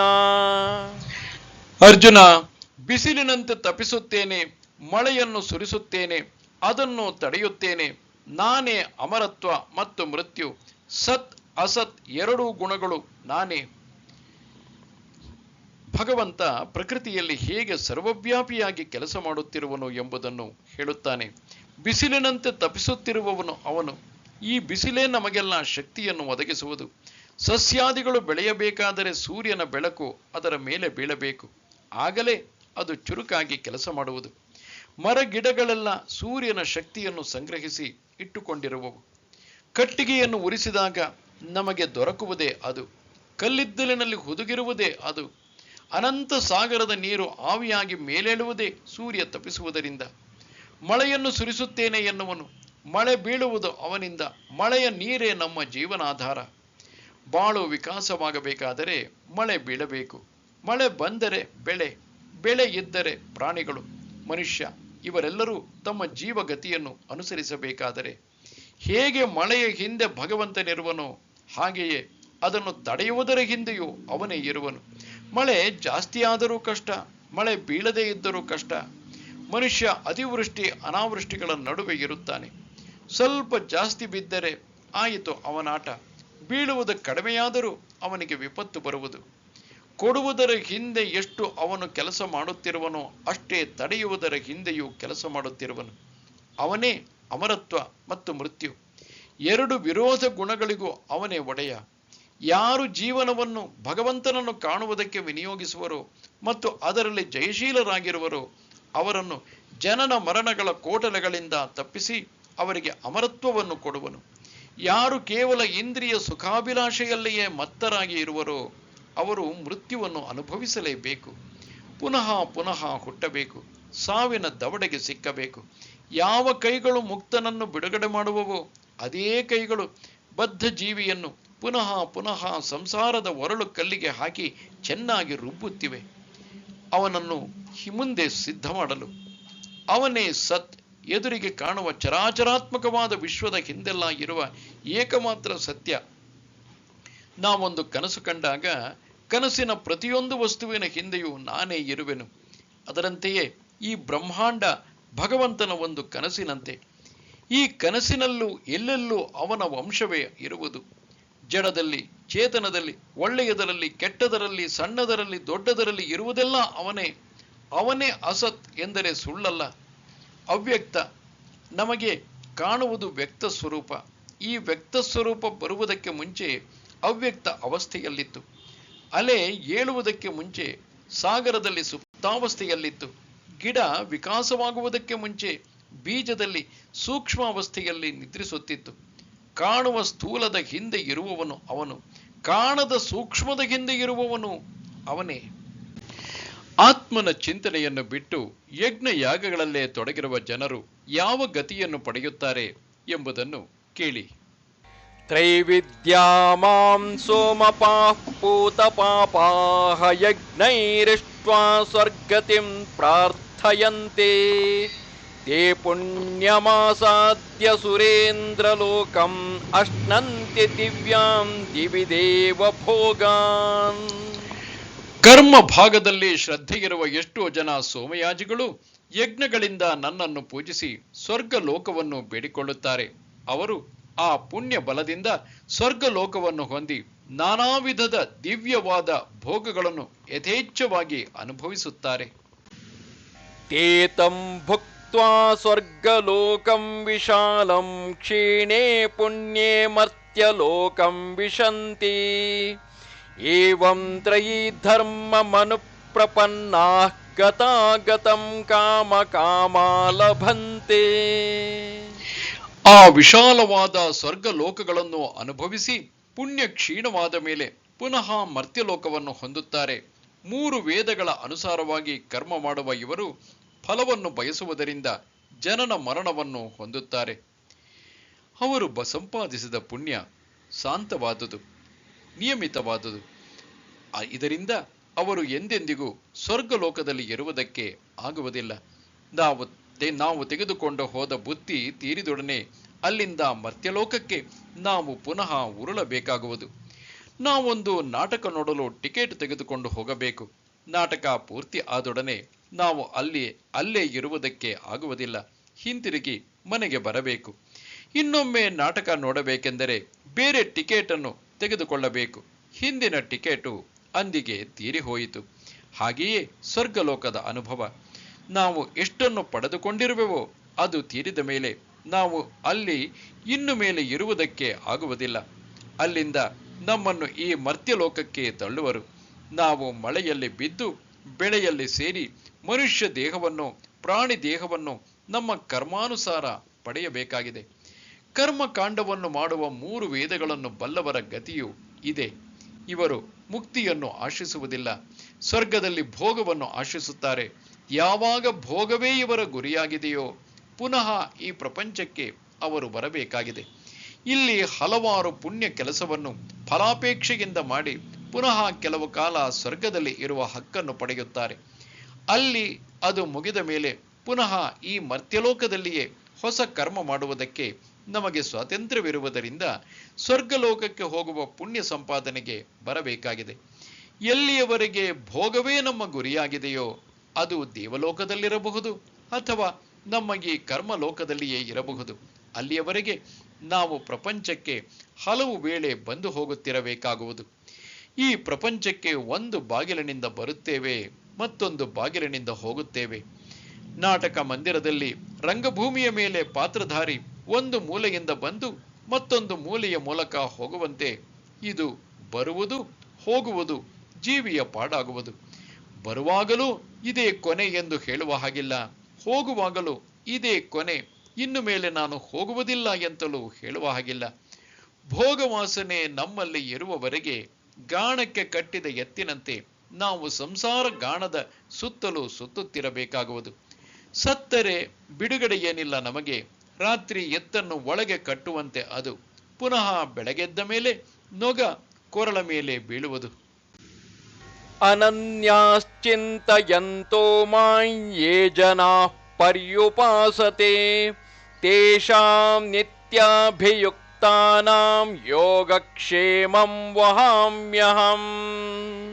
ಯಾರು ಅನನ್ಯ ಭಾವದಿಂದ ನನ್ನನ್ನು ಚಿಂತಿಸುತ್ತಾ ನನ್ನನ್ನು ಭಜಿಸುತ್ತಾರೋ, ನನ್ನಲ್ಲಿಯೇ ನಿರತರಾಗಿರುವ ಅವರ ಯೋಗಕ್ಷೇಮವನ್ನು ನಾನು ವಹಿಸುತ್ತೇನೆ. ದೇವರನ್ನು ನಾವು ಏನನ್ನು ಕೇಳದೇ ಇದ್ದರೆ ಅವನು ನಮ್ಮನ್ನು ಮರೆಯಬಹುದು.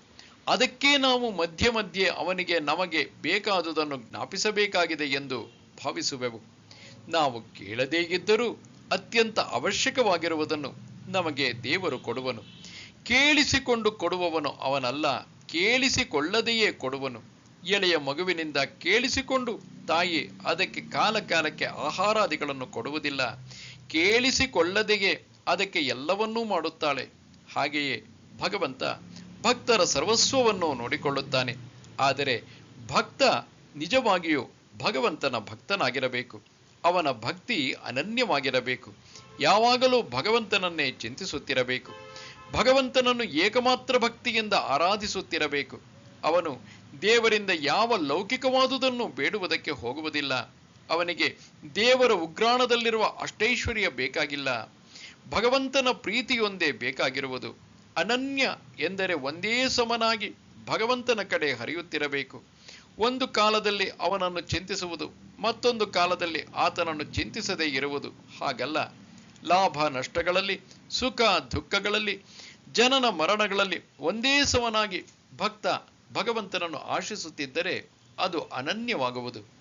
ಇಂತಹ ನಿತ್ಯಯುಕ್ತರಾದವರ ಯೋಗಕ್ಷೇಮವನ್ನು ದೇವರು ನೋಡಿಕೊಳ್ಳುತ್ತಾನೆ. ಇಂತಹ ಭಕ್ತರು ಪ್ರಾಪಂಚಿಕವಾದ ಏನನ್ನೂ ಮಾಡಲು ಸಾಧ್ಯವಿಲ್ಲ. ಅವರ ಮನಸ್ಸೆಲ್ಲ ಭಗವಂತನಿಂದ ತುಂಬಿ ತುಳುಕಾಡುತ್ತಿರುವುದು.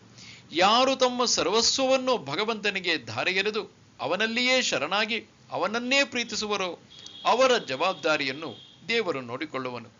ಅವನ ಹೆಸರಿನಲ್ಲಿ ನಾವು ನಿಂತರೆ ಅವನು ನಮ್ಮ ಕೈ ಹಿಡಿದು ನಡೆಸುವನು.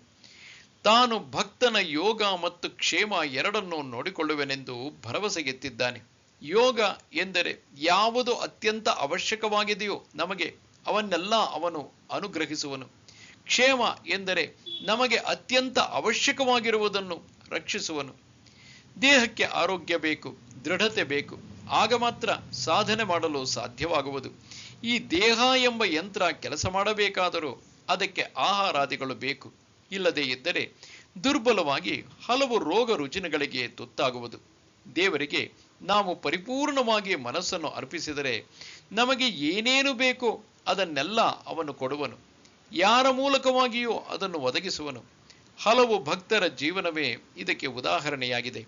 ಹೇಗೋ ಎಂತೋ ದೇವರು ಇವರಿಗೆ ಅತ್ಯಂತ ಅವಶ್ಯಕವಾಗಿ ಬೇಕಾದುದನ್ನು ಕೊಟ್ಟು ಹೋಗಿರುವನು. ಹಿಂದೆ ಮಾತ್ರವಲ್ಲ, ಎಂದೆಂದಿಗೂ ಈ ನಿಯಮ ಸತ್ಯ. ಹಾಗೆಯೇ ಯಾವುದನ್ನು ಅತ್ಯಂತ ಅವಶ್ಯಕವಾಗಿ ಸಂರಕ್ಷಿಸಬೇಕಾಗಿದೆಯೋ ಅದನ್ನೂ ಕೂಡ ಅವನೇ ಮಾಡುತ್ತಾನೆ. ಅವನು ಹೊರಗಿನ ರಕ್ಷೆಯನ್ನು ಬೇಡುವುದಕ್ಕೆ ಹೋಗುವುದಿಲ್ಲ. ಭಗವಂತನೇ ಅವನ ಏಕಮಾತ್ರ ರಕ್ಷೆ. ಅವನು ದೇವರನ್ನು ರಕ್ಷಿಸು ಎಂತಲೂ ಕೇಳುವುದಿಲ್ಲ. ಕೇಳದೇ ಇದ್ದರೂ ಅದನ್ನು ಮಾಡಿಯೇ ಮಾಡುತ್ತಾನೆ. ಭಗವಂತನನ್ನು ಸಂಪೂರ್ಣವಾಗಿ ಪ್ರೀತಿಸಿದರೆ, ಅವನಲ್ಲಿ ಶರಣಾಗತನಾದರೆ ಭಕ್ತನಿಗೆ ಯಾವ ಕೊರತೆಯೂ ಇರುವುದಿಲ್ಲ. ಏಪ್ಯನ್ಯ ದೇವತಾ ಭಕ್ತಾಃ ಯಜಂತೆ ಶ್ರದ್ಧಯಾನ್ವಿತಾಃ ತೇಪಿ ಮಾಮೇವ ಕೌಂತೇಯ ಯಜಂತ್ಯವಿಧಿಪೂರ್ವಕಂ.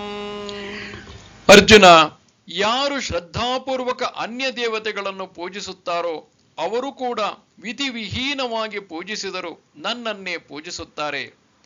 ಹಲವರಿಗೆ ದೇವರಿಗಾಗಿ ದೇವರು ಬೇಕಿಲ್ಲ. ಅವರಿಗೆ ಇನ್ನೂ ಹಲವು ಸಾಂಸಾರಿಕ ವಾಸನೆಗಳಿವೆ. ಅವರು ಪ್ರಾಪಂಚಿಕ ವಸ್ತುಗಳನ್ನು ಅನುಭವಿಸಬೇಕೆಂದು ಆಶಿಸುತ್ತಾರೆ. ಅದಕ್ಕಾಗಿ ತಮ್ಮ ಉದ್ದೇಶ ಸಾಧನೆಗೆ ಒಬ್ಬೊಬ್ಬ ದೇವತೆಗಳ ಹತ್ತಿರ ಹೋಗುತ್ತಾರೆ. ಐಶ್ವರ್ಯ ಬೇಕಾದವರು ಲಕ್ಷ್ಮಿಯ ಹತ್ತಿರ ಹೋಗುತ್ತಾರೆ. ಕಾಲರ, ಪ್ಲೇಗು, ಸಿಡುಬು ಮುಂತಾದವು ಬರದೇ ಇರಲೆಂದು ಆಯಾ ದೇವತೆಗಳ ಹತ್ತಿರ ಹೋಗಿ ಬೇಡಿಕೊಳ್ಳುತ್ತಾರೆ. ಅವರು ತಾವು ಯಾವ ದೇವರನ್ನಾದರೂ ಪೂಜಿಸಲಿ, ಕೇಳಲಿ, ಅದರ ಹಿಂದೆ ಶ್ರದ್ಧೆ ಇದ್ದರೆ ಅದನ್ನು ಸರ್ವವ್ಯಾಪಿಯಾದ ಭಗವಂತನೇ ನಡೆಸಿಕೊಡುವನು. ಅವರಿಗೆ ತಾವು ಮಾಡುವ ಕೆಲಸದಲ್ಲಿ ಮಾತ್ರ ಶ್ರದ್ಧೆಗಿರಬೇಕು, ಕಾಟಾಚಾರಕ್ಕಾಗಿ ಮಾಡಕೂಡದು. ಯಾವಾಗ ಶ್ರದ್ಧೆ ಇದೆಯೋ ಆಗ ದೇವರು ಅದನ್ನು ಲಾಲಿಸುತ್ತಾನೆ. ಯಾವುದೋ ಮಾರಮ್ಮನನ್ನೋ ಶನಿಯನ್ನೋ ಗಣಪತಿಯನ್ನೋ ಕೇಳುತ್ತಾನೆ, ನಾನೇಕೆ ಕೊಡಬೇಕು ಎನ್ನುವುದಿಲ್ಲ ದೇವರು. ಇವರೆಲ್ಲ ಭಗವಂತನ ಪರವಾಗಿ ಇರುವವರು. ಪ್ರತಿಯೊಬ್ಬರೂ ತನ್ನ ವಿಕಾಸಕ್ಕೆ ತಕ್ಕಂತಹ ಭಗವಂತನ ಭಾವನೆಯನ್ನು ಕಲ್ಪಿಸಿಕೊಂಡು ಅವನಲ್ಲಿ ಶರಣಾಗುತ್ತಾನೆ. ಎಲ್ಲ ದೇವ ದೇವಿಯರ ಹಿಂದೆ ಕೆಲಸ ಮಾಡುವುದು ಭಗವಂತನ ಶಕ್ತಿಯೇ. ನಮ್ಮ ಮನೆಯ ಮುಂದಿರುವ ಅಂಚೆ ಪೆಟ್ಟಿಗೆಗೆ ನಾವು ಕಾಗದವನ್ನು ಹಾಕುತ್ತೇವೆ. ದೊಡ್ಡ ಪೋಸ್ಟ್ ಆಫೀಸಿನವರು ತಮ್ಮಲ್ಲಿ ಹಾಕಿದ ಕಾಗದವನ್ನು ಮಾತ್ರ ವಿಲೇವಾರಿ ಮಾಡಿ ಜನ ತಮ್ಮ ಮನೆ ಹತ್ತಿರ ಇರುವ ಪೋಸ್ಟ್ ಬಾಕ್ಸ್ಗೆ ಹಾಕಿದ್ದರೆ ನನಗೆ ಹಾಕಿಲ್ಲ ಎಂದು ಸುಮ್ಮನೆ ಇರುತ್ತಾರೆಯೇ? ರಸ್ತೆಯ ಅಂಚಿನ ಪೆಟ್ಟಿಗೆಯಲ್ಲಿ ಇರುವುದನ್ನು ಹೊತ್ತುಕೊಂಡು ಹೋಗುವುದಕ್ಕೂ ದೊಡ್ಡ ಪೋಸ್ಟ್ ಆಫೀಸಿನಿಂದ ನೌಕರ ಬರುತ್ತಾನೆ. ಹಾಗೆಯೇ ಬೇರೆ ಬೇರೆ ದೇವತೆಗಳು ಅವರ ಹಿಂದೆ ಕೆಲಸ ಮಾಡುತ್ತಿರುವುದು. ಒಂದೇ ದೇವರ ಶಕ್ತಿ. ನಿಜವಾಗಿ ಹಲವಾರು ದೇವತೆಗಳಿಲ್ಲ, ಒಂದೇ ದೇವರ ಹಲವು ರೂಪಗಳಿವೆ ಅಷ್ಟೇ. ಲೌಕಿಕವಾದುದನ್ನು ಆಯಾ ದೇವತೆಗಳಿಂದ ಯಾಚಿಸುತ್ತಿರುವವನು ಅವಿಧಿಪೂರ್ವಕ ಮಾಡುತ್ತಿರುವನು.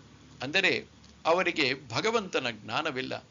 ಅವನು ಸರ್ವವ್ಯಾಪಿ, ಎಲ್ಲ ಕಡೆ ಎಲ್ಲ ದೇವದೇವತೆಗಳ ಮೂಲಕ ಕೆಲಸ ಮಾಡುತ್ತಿರುವನು ಎಂಬ ಜ್ಞಾನವಿಲ್ಲ ಅವನಿಗೆ.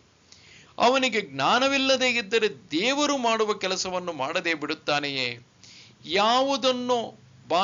ಯಾವುದನ್ನು ಬಾಯಿ ರುಚಿಗೆ ಎಂದು ತಿನ್ನುತ್ತೇವೆ ನಾವು, ಕ್ರಮೇಣ ಅದು ನಾಲಿಗೆಯಿಂದ ಜಾರಿ ಹೊಟ್ಟೆಗೆ ಹೋಗಿ ಅಲ್ಲೇ ಹಲವು ರಸಗಳೊಂದಿಗೆ ಬೆರೆತು ಜೀರ್ಣವಾಗಿ ನಮ್ಮ ದೇಹದ ರಕ್ತ ಮಾಂಸವಾಗುವುದು. ನಾವು ಈ ಉದ್ದೇಶದಿಂದ ತಿನ್ನಲಿಲ್ಲ, ಬರೀ ಬಾಯಿ ಚಪಲಕ್ಕೆ ತಿಂದೆವು ಎಂದರೆ ಹೊಟ್ಟೆ ತಾನು ಮಾಡುವ ಕೆಲಸವನ್ನು ಮಾಡುವುದಿಲ್ಲವೇ?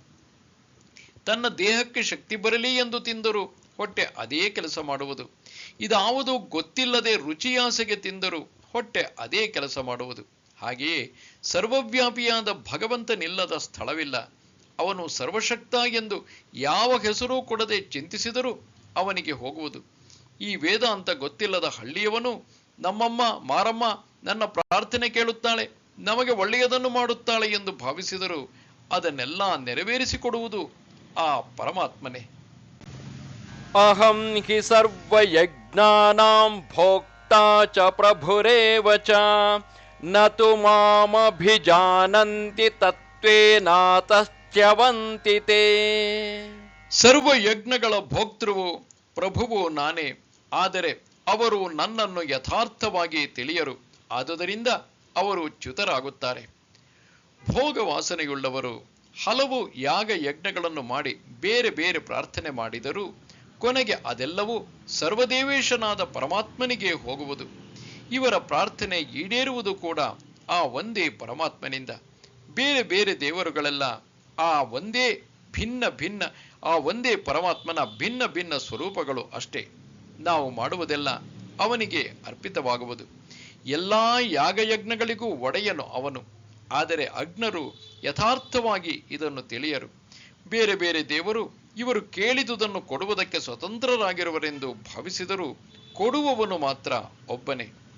ಅವನು ಹೇಗೆ ಇದ್ದಾನೆಯೋ ಹಾಗೆ ತಿಳಿದುಕೊಂಡರೆ ಇತರ ಕ್ಷುದ್ರ ದೇವತೆಗಳ ಬಳಿಗೆ ಹೋಗದೆ ಸರ್ವವ್ಯಾಪಿಯಾದ ಭಗವಂತನೆಡೆಗೆ ಬರುವನು.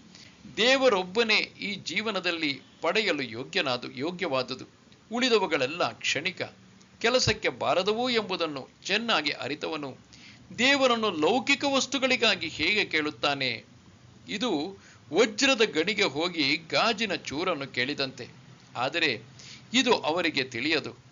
ಅಜ್ಞಾನದಲ್ಲಿದ್ದಾರೆ. ಅವರಿಗೆ ಬೆಲೆ ಬಾಳತಕ್ಕಂತಹ ವಸ್ತುಗಳೇ ಇಂದ್ರಿಯಕ್ಕೆ ಪ್ರಿಯವಾದ ವಿಷಯ ವಸ್ತುಗಳು. ಅದನ್ನೇ ದೇವರಿಂದ ಬೇಡುತ್ತಾರೆ. ದೇವರು ಕೂಡ ಅದನ್ನೇ ಕೊಡುತ್ತಾನೆ. ಅದೇನಾದರೂ ಕೆಟ್ಟರೆ, ಕಳೆದು ಹೋದರೆ ದುಃಖಿತರಾಗಿ ಹಳೆಯ ಆಟದ ಸಾಮಾನಿನ ರಿಪೇರಿಗೋ ಹೊಸ ಆಟದ ಸಾಮಾನನ್ನು ಪಡೆಯುವುದಕ್ಕೋ ಪುನಃ ದೇವರ ಹತ್ತಿರ ಬರುತ್ತಾರೆ.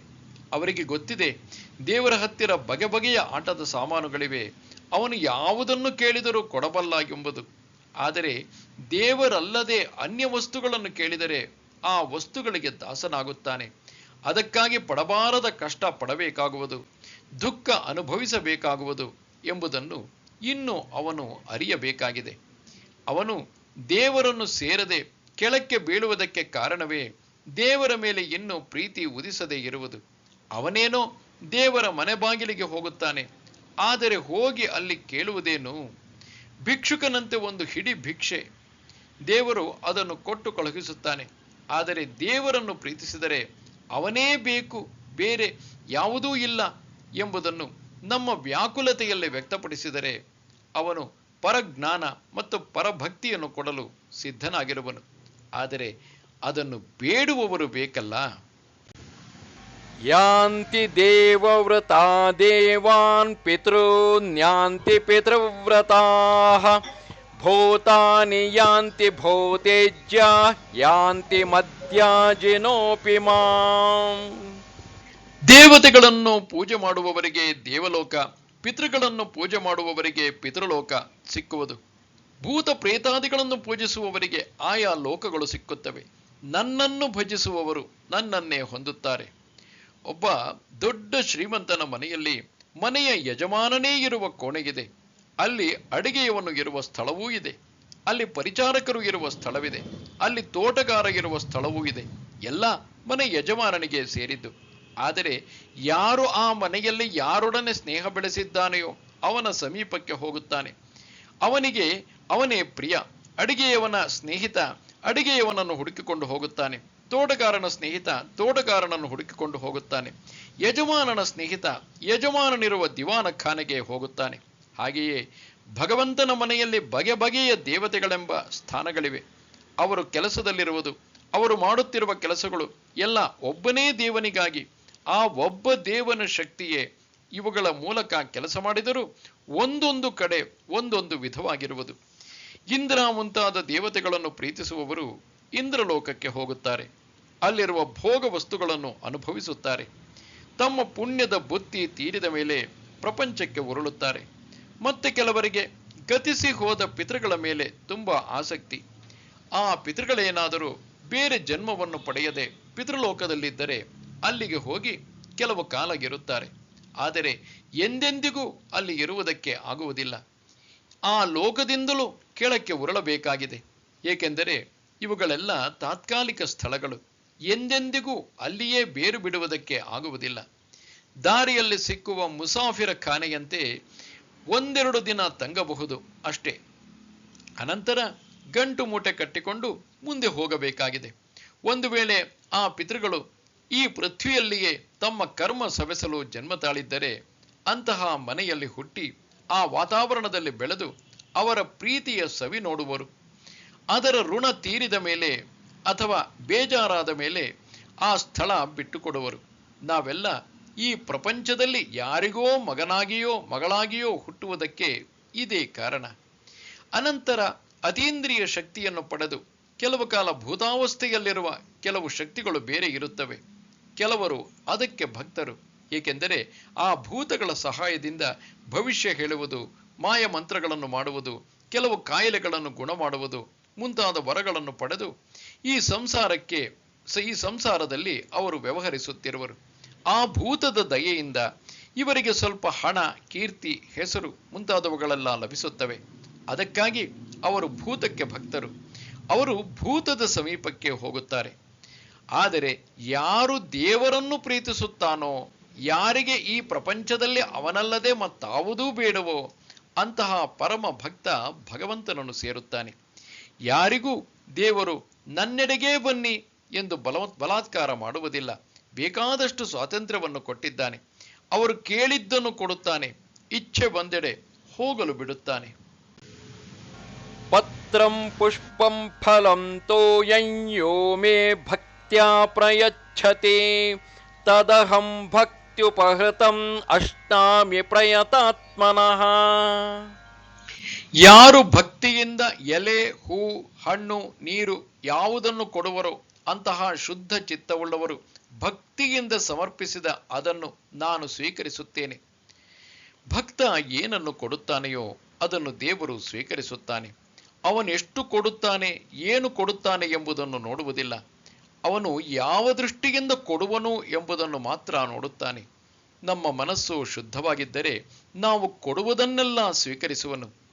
ಈ ಪ್ರಪಂಚದಲ್ಲಿ ದೇವರಿಗೆ ಕೊಡುವುದು ಸುಲಭ, ದೇವರನ್ನು ತೃಪ್ತಿಪಡಿಸುವುದು ಸುಲಭ. ಅವನಿಗೆ ಕೊಡುವುದಕ್ಕೆ ನಮಗೆ ಗತಿಯಿಲ್ಲ ಎಂದು ಯಾವ ಭಿಕಾರಿಯೂ ಹೇಳುವುದಿಲ್ಲ. ನಮಗೆ ಕೊಡಲಾರದಿರುವುದನ್ನು ಅವನು ಕೇಳುವುದಿಲ್ಲ. ಒಂದು ದಳ ತುಳಸಿಯೋ ಬಿಲ್ವಪತ್ರೆಯೋ ಸಾಕು, ಒಂದು ಹೂವು ಹಣ್ಣು ಸಾಕು, ಒಂದು ಉದ್ಧರಣೆ ನೀರು ಸಾಕು. ಇದು ಅಲ್ಪ ಎಂದು ತಿರಸ್ಕರಿಸುವುದಿಲ್ಲ, ಅದನ್ನು ಸಂತೋಷದಿಂದ ಸ್ವೀಕರಿಸುತ್ತಾನೆ. ಪಾಂಡವರು ತಿಂದು ಮಿಕ್ಕ ಒಂದೆರಡು ಅಗುಳು ಅನ್ನವನ್ನು ದ್ರೌಪದಿ ಕೊಡಲು ಅದನ್ನು ತಿಂದು ತೃಪ್ತನಾದ ಶ್ರೀಕೃಷ್ಣ, ವಿದುರ ಒಂದು ಸಣ್ಣ ಮಣ್ಣಿನ ಕುಡಿಕೆಯಲ್ಲಿ ಹಾಲನ್ನು ಕೊಡಲು ಶ್ರೀಕೃಷ್ಣ ಅದನ್ನು ಕುಡಿದು ತೃಪ್ತನಾಗಿ ಆ ಕುಡಿಕೆಯನ್ನು ಬಗ್ಗಿಸಿದಾಗ ಕ್ಷೀರ ಸಾಗರವೇ ಅದರಿಂದ ಬಂದಂತೆ ಆಗಿ ಕೌರವನ ಅರಮನೆಯನ್ನೇ ಮುಳುಗಿಸಲು ಹೋಯಿತಂತೆ. ಕುಚೇಲ ಶ್ರೀಕೃಷ್ಣನಿಗೆ ಒಣಗಿದ ಅವಲಕ್ಕಿಯನ್ನು ಕೊಡಲು ನಾಚಿದಾಗ ಶ್ರೀಕೃಷ್ಣನೇ ಅದನ್ನು ಕುಚೇಲನಿಂದ ಕೇಳಿ ಪಡೆದುಕೊಂಡು ತಿಂದು ಆನಂದ ಪಡುತ್ತಾನೆ. ಶಬರಿ ತಾನು ರುಚಿ ನೋಡಿ ಮಿಕ್ಕ ಹಣ್ಣನ್ನು ರಾಮನಿಗೆ ಇಟ್ಟಿದ್ದಳು. ಇದನ್ನೆಲ್ಲ ಭಗವಂತ ಸ್ವೀಕರಿಸಿದ. ನಾವು ಪ್ರೀತಿಯಿಂದ ಕೊಟ್ಟುದನ್ನೆಲ್ಲ ಅವನು ಸ್ವೀಕರಿಸಿ ಅದನ್ನು ಪವಿತ್ರ ಮಾಡಿ ಪ್ರಸಾದದಂತೆ ನಮಗೆ ಹಿಂದಕ್ಕೆ ಕೊಡುವನು. ಏಕೆಂದರೆ ಭಕ್ತರು ಅದನ್ನು ಭುಂಜಿಸಿ ಪವಿತ್ರರಾಗಲಿ ಎಂದು. ಶ್ರೀ ಶಾರದಾದೇವಿಯವರು ಭಗವಂತನಿಗೆ ಅರ್ಪಣೆ ಮಾಡುತ್ತಿದ್ದರು. ಯಾರೋ ಭಕ್ತರು, ನೀವು ಕೊಡುವುದನ್ನು ಅವನು ತೆಗೆದುಕೊಳ್ಳುತ್ತಾನೆಯೇ ಎಂದು ಕೇಳಿದಾಗ ಶ್ರೀ ಶಾರದಾದೇವಿಯವರು, ಹೌದು, ಅವನು ತೆಗೆದುಕೊಳ್ಳುತ್ತಾನೆ. 3 ವಿಧದಲ್ಲಿ ಅವನು ತೆಗೆದುಕೊಳ್ಳುತ್ತಾನೆ. ಇದನ್ನು ನಾನು ನೋಡಿದ್ದೇನೆ ಎಂದರು. 3 ವಿಧಗಳಾವುವು ಎಂಬುದನ್ನು ವಿವರಿಸುತ್ತಾರೆ. ಕೆಲವು ವೇಳೆ ಅವನು ನಾವು ಕೊಟ್ಟಿದ್ದರಲ್ಲಿ ಸ್ವಲ್ಪವನ್ನು ರುಚಿ ನೋಡುತ್ತಾನೆ. ಮತ್ತೆ ಕೆಲವು ವೇಳೆ ಇದು ನನಗೆ ಬಂದಿತು ಎಂದು ಒಪ್ಪಿಗೆ ಕೊಡುತ್ತಾನೆ. ಮತ್ತೆ ಕೆಲವು ವೇಳೆ ಅವನ ಹಣೆಯಿಂದ ಒಂದು ಜ್ಯೋತಿ ಬಂದು ಅರ್ಪಿಸಿದುದನ್ನೆಲ್ಲ ಮುಟ್ಟಿ ಹೋಗುವುದು. ಹಿಂದೂಗಳು ತಾವು ಏನು ತಿನ್ನಬೇಕಾದರೂ ಅದನ್ನು ಮೊದಲು ದೇವರಿಗೆ ಅರ್ಪಿಸಿ ಅನಂತರ ತಿನ್ನುವರು. ದೇವರಿಗೆ ಅರ್ಪಣೆ ಮಾಡಿ ತಿಂದ ಮೇಲೆಯೇ ಅದು ನಿಜವಾದ ಭೋಜನ, ಇಲ್ಲದೇ ಇದ್ದರೆ ಅದು ಪೈಶಾಚಿಕ ಭೋಜನ ಎನ್ನುತ್ತಾನೆ ಮನು. ಯತ್ಕರೋಷಿ ಯದಷ್ಟಾಸಿ ಯಜ್ಜುಹೋಷಿ ದದಾಸಿ ಯತ್ ಯತ್ತಪಸ್ಯಸಿ ಕೌಂತೇಯ ತತ್ಕುರುಷ್ವ ಮದರ್ಪಣಂ. ಅರ್ಜುನ, ನೀನು ಯಾವ ಕೆಲಸವನ್ನು ಮಾಡುತ್ತೀಯೋ, ಏನನ್ನು ಊಟ ಮಾಡುತ್ತೀಯೋ, ಏನನ್ನು ಹೋಮ ಮಾಡುತ್ತೀಯೋ, ಏನನ್ನು ದಾನ ಮಾಡುತ್ತೀಯೋ, ಯಾವ ತಪಸ್ಸನ್ನು ಮಾಡುತ್ತೀಯೋ ಅದನ್ನೆಲ್ಲ ನನಗೆ ಅರ್ಪಿಸು. ನಾವು ಯಾವ ಕೆಲಸವನ್ನು ಮಾಡಿದರೂ ದೇವರನ್ನೇ ನಮ್ಮ ಗುರಿಯಾಗಿ ಇಟ್ಟುಕೊಂಡಿರಬೇಕು. ಆಗ ನಾವು ಕೆಟ್ಟ ಕೆಲಸ ಮಾಡುವುದಕ್ಕೆ ಆಗುವುದಿಲ್ಲ. ಯಾವಾಗ ದೇವರನ್ನು ಗುರಿಯಾಗಿ ಇಟ್ಟುಕೊಳ್ಳುವೆವೋ ಆಗ ಅಧಿಕಾರ ಲಾಲಸೆ, ಹಣ, ಕೀರ್ತಿ ಇವುಗಳಿಗೆ ದಾಸರಾಗುವುದಿಲ್ಲ. ನಾವು ದೇವರನ್ನು ಮರೆತಾಗಲೇ ಈ ಹಳ್ಳಕ್ಕೆ ಬೀಳಬೇಕಾದರೆ ಎಲ್ಲಿಯವರೆಗೆ ನಾವು ಅವನನ್ನು ಚೆನ್ನಾಗಿ ಜ್ಞಾಪಕದಲ್ಲಿ ಇಟ್ಟುಕೊಂಡಿರುವೆವೋ ಅಲ್ಲಿಯವರೆಗೆ ನಮ್ಮಿಂದ ಒಳ್ಳೆಯ ಕೆಲಸವೇ ಆಗುತ್ತಾ ಇರುವುದು. ನಾವು ಯಾವ ಯಾಗ ಯಜ್ಞ ಮಾಡಿದರೂ ಭಗವಂತನ ಪ್ರೀತಿಗಾಗಿ ಅದರಿಂದ ಬರುವ ಪುಣ್ಯವನ್ನೆಲ್ಲ ಅರ್ಪಿಸಬೇಕು. ಕೇವಲ ಸ್ವರ್ಗಲೋಕಕ್ಕೆ ಹೋಗುವುದಕ್ಕೆ ಅಥವಾ ಹಲವು ಲೌಕಿಕ ವಸ್ತುಗಳನ್ನು ಸಂಪಾದಿಸಿಕೊಳ್ಳುವುದಕ್ಕೆ ಆ ಪುಣ್ಯವನ್ನು ಖರ್ಚು ಮಾಡಬಾರದು. ಇದರಿಂದ ನಾವು ಭಗವಂತನನ್ನು ಪಡೆಯಲಾರೆವು. ಭಗವಂತ ರಸ, ಅವನಲ್ಲಿ ಇರುವುದೆಲ್ಲ ರಸ. ನಾವು ಯಾವಾಗ ಭಗವಂತನನ್ನು ಮರೆಯುವೆವೋ ಆಗ ಕಸಕ್ಕೆ ಬೀಳುತ್ತೇವೆ. ಮರ್ತ್ಯ ಅಥವಾ ಸ್ವರ್ಗಲೋಕದ ಭೋಗಗಳೆಲ್ಲ ನಿಜವಾದ ಭಕ್ತನಿಗೆ ತಿಪ್ಪೆ ಗುಂಡಿಯಂತೆ ಕಾಣುವುದು. ಅವನು ಅದರ ಕಡೆಗೆ ಕಣ್ಣನ್ನೂ ಹಾಯಿಸುವುದಿಲ್ಲ. ಆದ ಕಾರಣವೇ ಯಾವುದಾದರೂ ದೊಡ್ಡ ಪುಣ್ಯ ಕೆಲಸವನ್ನು, ಯಾಗ ಯಜ್ಞವನ್ನೋ ಮಾಡಿದರೆ ಇತಿಶ್ರೀ ಕೃಷ್ಣಾರ್ಪಣಮಸ್ತು ಭಗವತ್ ಪ್ರೀತ್ಯರ್ಥಂ ಎಂದು ಹೇಳುವುದು.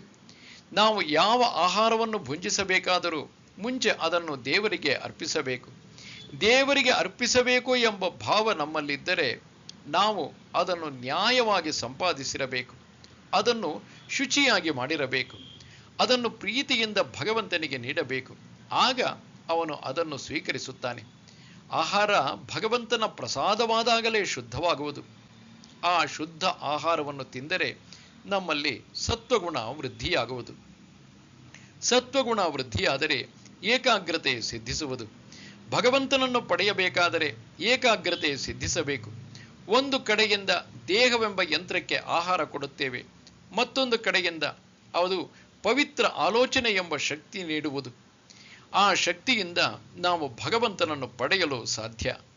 ನಾವು ಮಾಡುವ ದಾನದ ಮುಂದೆಲ್ಲ ಭಗವಂತನನ್ನು ಇಟ್ಟುಕೊಂಡಿರಬೇಕು. ಅವನಿಗಾಗಿ ನಾವು ಮನುಷ್ಯನ ಮೂಲಕ ಕೊಡುತ್ತೇವೆ ಎಂಬ ಭಾವ ಇರಬೇಕು. ಆಗ ಬಂಧನವೇ ಬೀಳುವುದಿಲ್ಲ. ದೇವರೇ ಬಡವನಂತೆ ರೋಗಿಯಂತೆ ಇರುವನು. ಇವರಿಗೆ ನಾವು ಕೊಡುವುದೆಲ್ಲ ಕೊನೆಗೆ ಭಗವಂತನಿಗೆ ಸಲ್ಲುವುದು. ನಮಗೆ ಕೊಡಲು ಅವನು ಹಲವು ಅವಕಾಶವನ್ನು ಒದಗಿಸುತ್ತಾನೆ. ಇಲ್ಲಿ ಸ್ವೀಕರಿಸಿದವನಲ್ಲ ಉದ್ಧಾರವಾಗುವುದು, ಕೊಡುವವನು ಕೊಟ್ಟು ಉದ್ಧಾರವಾಗುತ್ತಾನೆ.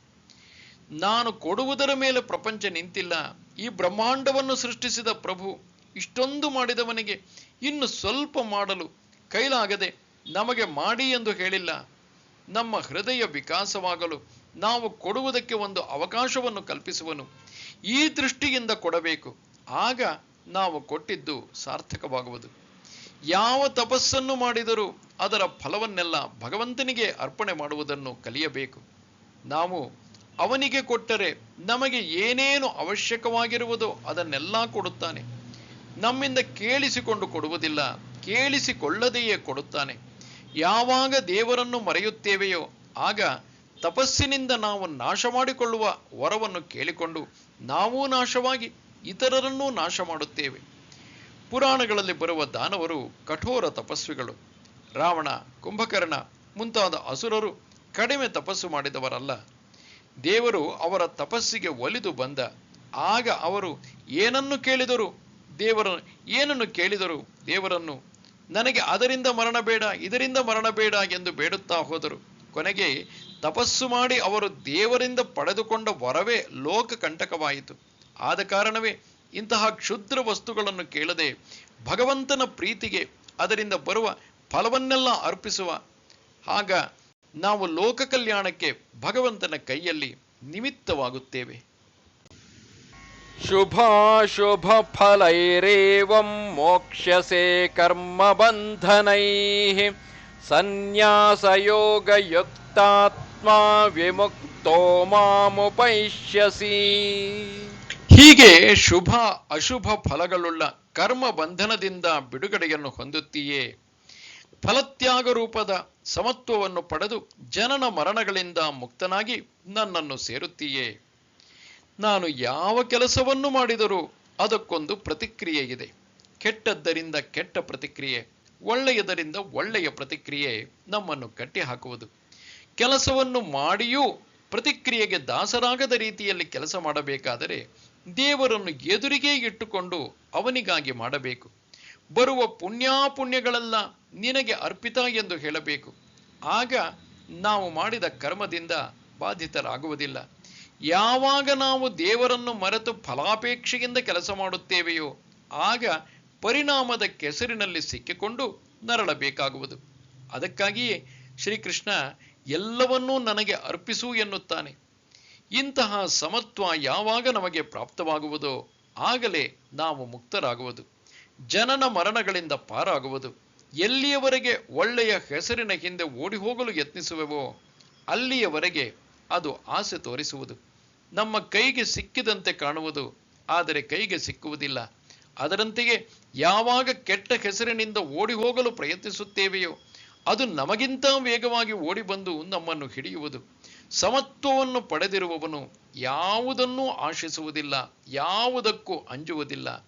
ಅವನು ಬದುಕಿರುವಾಗಲೇ ಮುಕ್ತ. ಮುಕ್ತಿಗಾಗಿ ಸಾಯುವ ತನಕ ಕಾಯಬೇಕಾಗಿಲ್ಲ. ಸತ್ತ ಮೇಲೆ ಇಂತಹ ವ್ಯಕ್ತಿ ಪುನಃ ಸಂಸಾರಕ್ಕೆ ಬರುವುದಿಲ್ಲ. ಬರದ ರೀತಿಯಲ್ಲಿ ಹೋಗುವುದನ್ನು ಕಲಿತಿರುವನು ಇವನು.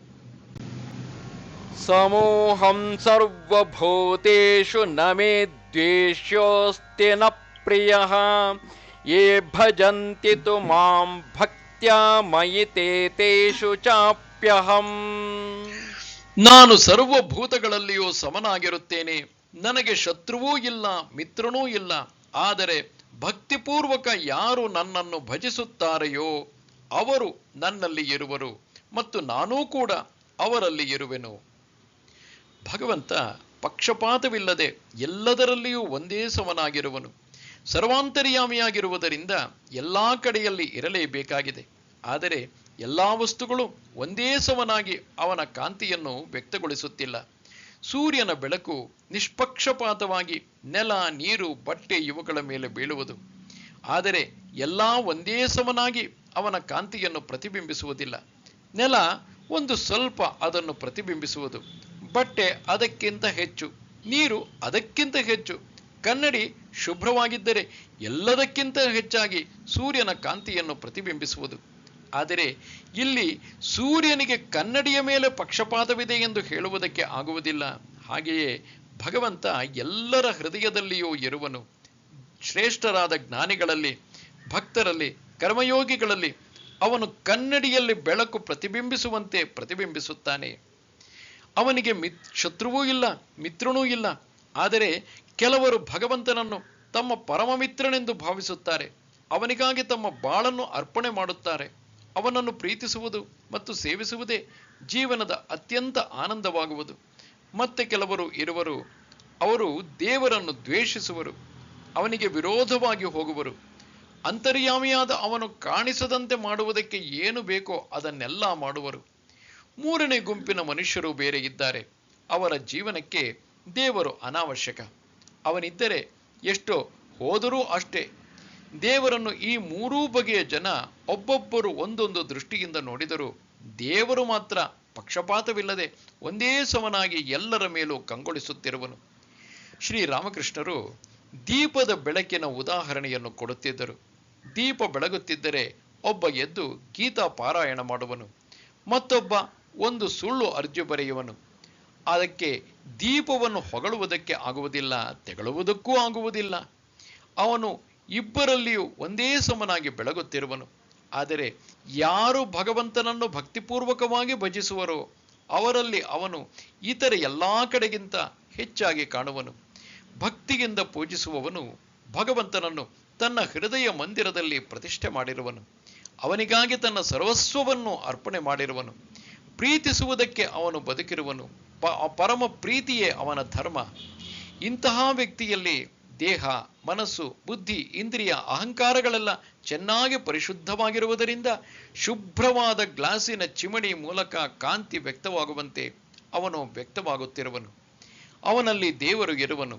ಅವನು ಭಗವಂತನನ್ನೇ ಇರಿಸುವುದಕ್ಕಾಗಿ ಎಲ್ಲವನ್ನು ಖಾಲಿ ಮಾಡಿ ಅವನಿಗೆ ಸ್ಥಳವನ್ನು ಅಣಿ ಮಾಡಿರುವನು. ಅವನ ಹೃದಯದಲ್ಲಿ ದೇವರು ಪಾತ್ರೆಯಲ್ಲಿ ನೀರು ಹೇಗಿದೆಯೋ ಹಾಗೆ ತುಂಬಿ ತುಳುಕಾಡುತ್ತಿರುವನು. ಅವನೊಳಗೆ ಮಾತ್ರ ದೇವರು ಇರುವುದಲ್ಲ, ದೇವರಲ್ಲಿ ಇವನು ತೇಲುತ್ತಿರುವನು. ಮೀನು ನೀರಿನಲ್ಲಿ ತೇಲುತ್ತಿರುವಂತೆ, ಹಕ್ಕಿ ಆಕಾಶದಲ್ಲಿ ಹಾರುತ್ತಿರುವಂತೆ ಭಕ್ತ ಸದಾ ಅವನಲ್ಲೇ, ಭಗವಂತನಲ್ಲೇ ಇರುವನು. ಭಕ್ತನ ಒಳಗೆ ಹೊರಗೆಲ್ಲ ಭಗವಂತ ಓತಪ್ರೋತವಾಗಿ ಪ್ರವೇಶಿಸಿರುವನು. ಅಪಿ ಚೇತ್ ಸುದುರಾಚಾರ ಭಜತೆ ಮಾಮನನ್ಯ ಭಾಗ್ ಸಾಧುರೇವ ಸಮಂತವ್ಯ ಸಮ್ಯಕ್ ವ್ಯವಸಿತೋ ಹಿ ಸಹ. ಅತ್ಯಂತ ದುರಾಚಾರಿಯೂ ಕೂಡ ಅನನ್ಯ ಭಕ್ತಿಯಿಂದ ನನ್ನನ್ನು ಭಜನೆ ಮಾಡಿದರೆ ಅವನು ಸಾಧುವೆಂದೇ ತಿಳಿಯತಕ್ಕದ್ದು. ಏಕೆಂದರೆ ಈಗ ಅವನದು ಶುದ್ಧ ಸಂಕಲ್ಪವಾಗಿದೆ. ಭಗವಂತನ ಕಡೆಗೆ ಹೋಗುವುದಕ್ಕೆ ಯಾರೂ ಬಾಹಿರರಲ್ಲ.